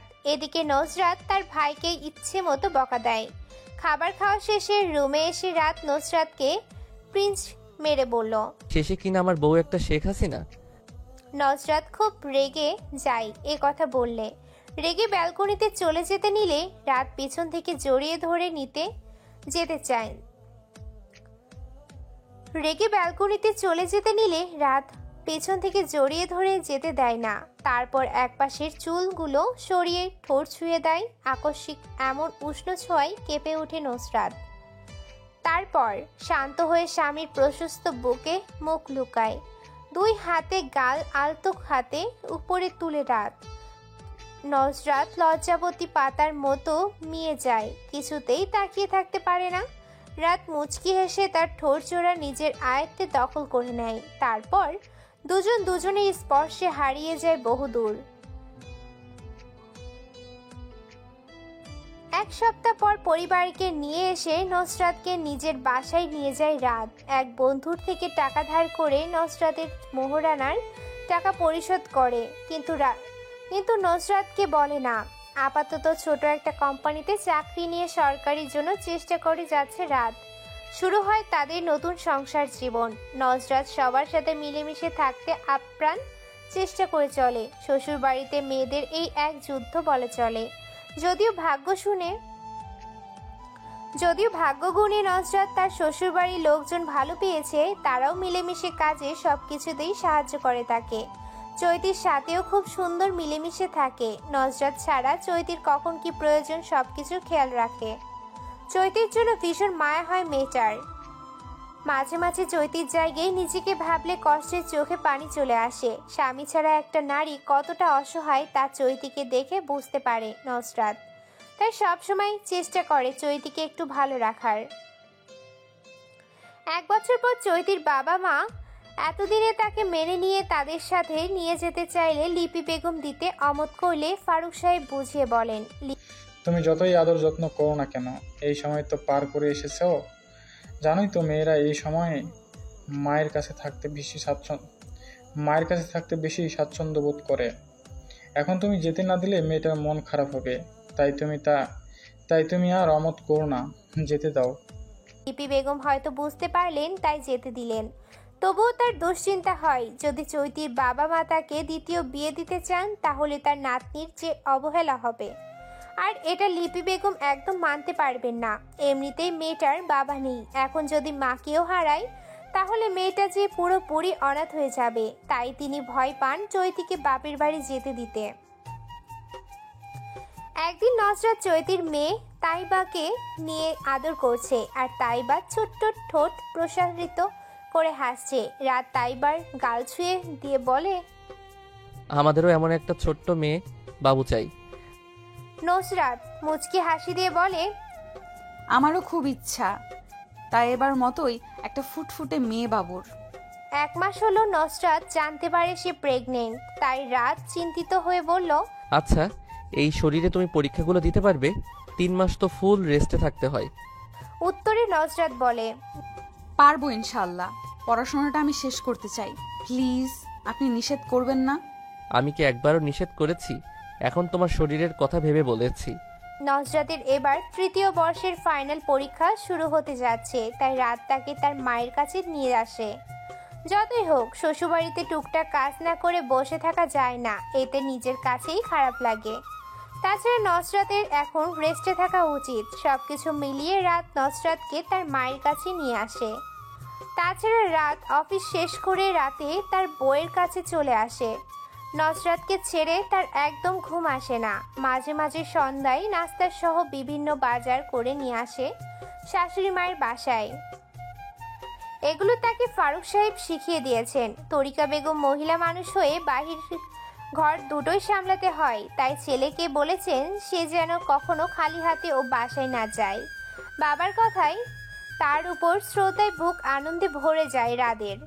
তাদের বাবা সবসময় চেষ্টা করেছেন ভালো শিক্ষা দেওয়ার, এবং তারাও মেনে চলেছে বরাবর। কথায় আছে, মা যেমন হয় মেয়ে তার তেমন স্বভাব চরিত্র পায়, এবং বাবা যেমন হয় ছেলে তার মতোই হয়। যদিও সবাই হয় না, তবুও বেশিরভাগ হয়। রাত সন্ধ্যাবেলা পিৎজা নিয়ে আসে সবার জন্য, আর নজরাতের জন্য কাঠবাদাম, কাজু বাদাম আর কিশমিশ নিয়ে আসে। কিন্তু নজরাত পিৎজা খেতে চাইলে রাত না করে। এই সময় ফাস্টফুড একদম খাওয়া নিষেধ করেছেন ডাক্তার। নজরাত খেতে পারবে না বলে রাতও পিৎজা খেলো না। বাদাম নজরাতকে খাইয়ে দিচ্ছে, সাথে নিজেও কিছু খাচ্ছে। নজরাতের মন খারাপ, কি পিৎজা খেতে পারেন।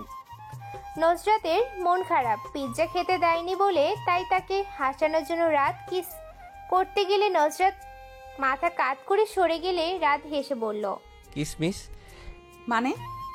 এই যে তুমি কিস করতে দিলে না, তাই মিস। রাজ হেসে নিজেই তাকে কিস করে। তখন রাত নজরাতের সামনে কিসমিস ধরে বলে, কিসমিস খাও। নজরাত খেয়ে রাদের বুকে নিজেকে লেপ্টে রাখে আর তাদের বেবিদের নিয়ে বিভিন্ন প্ল্যান করে।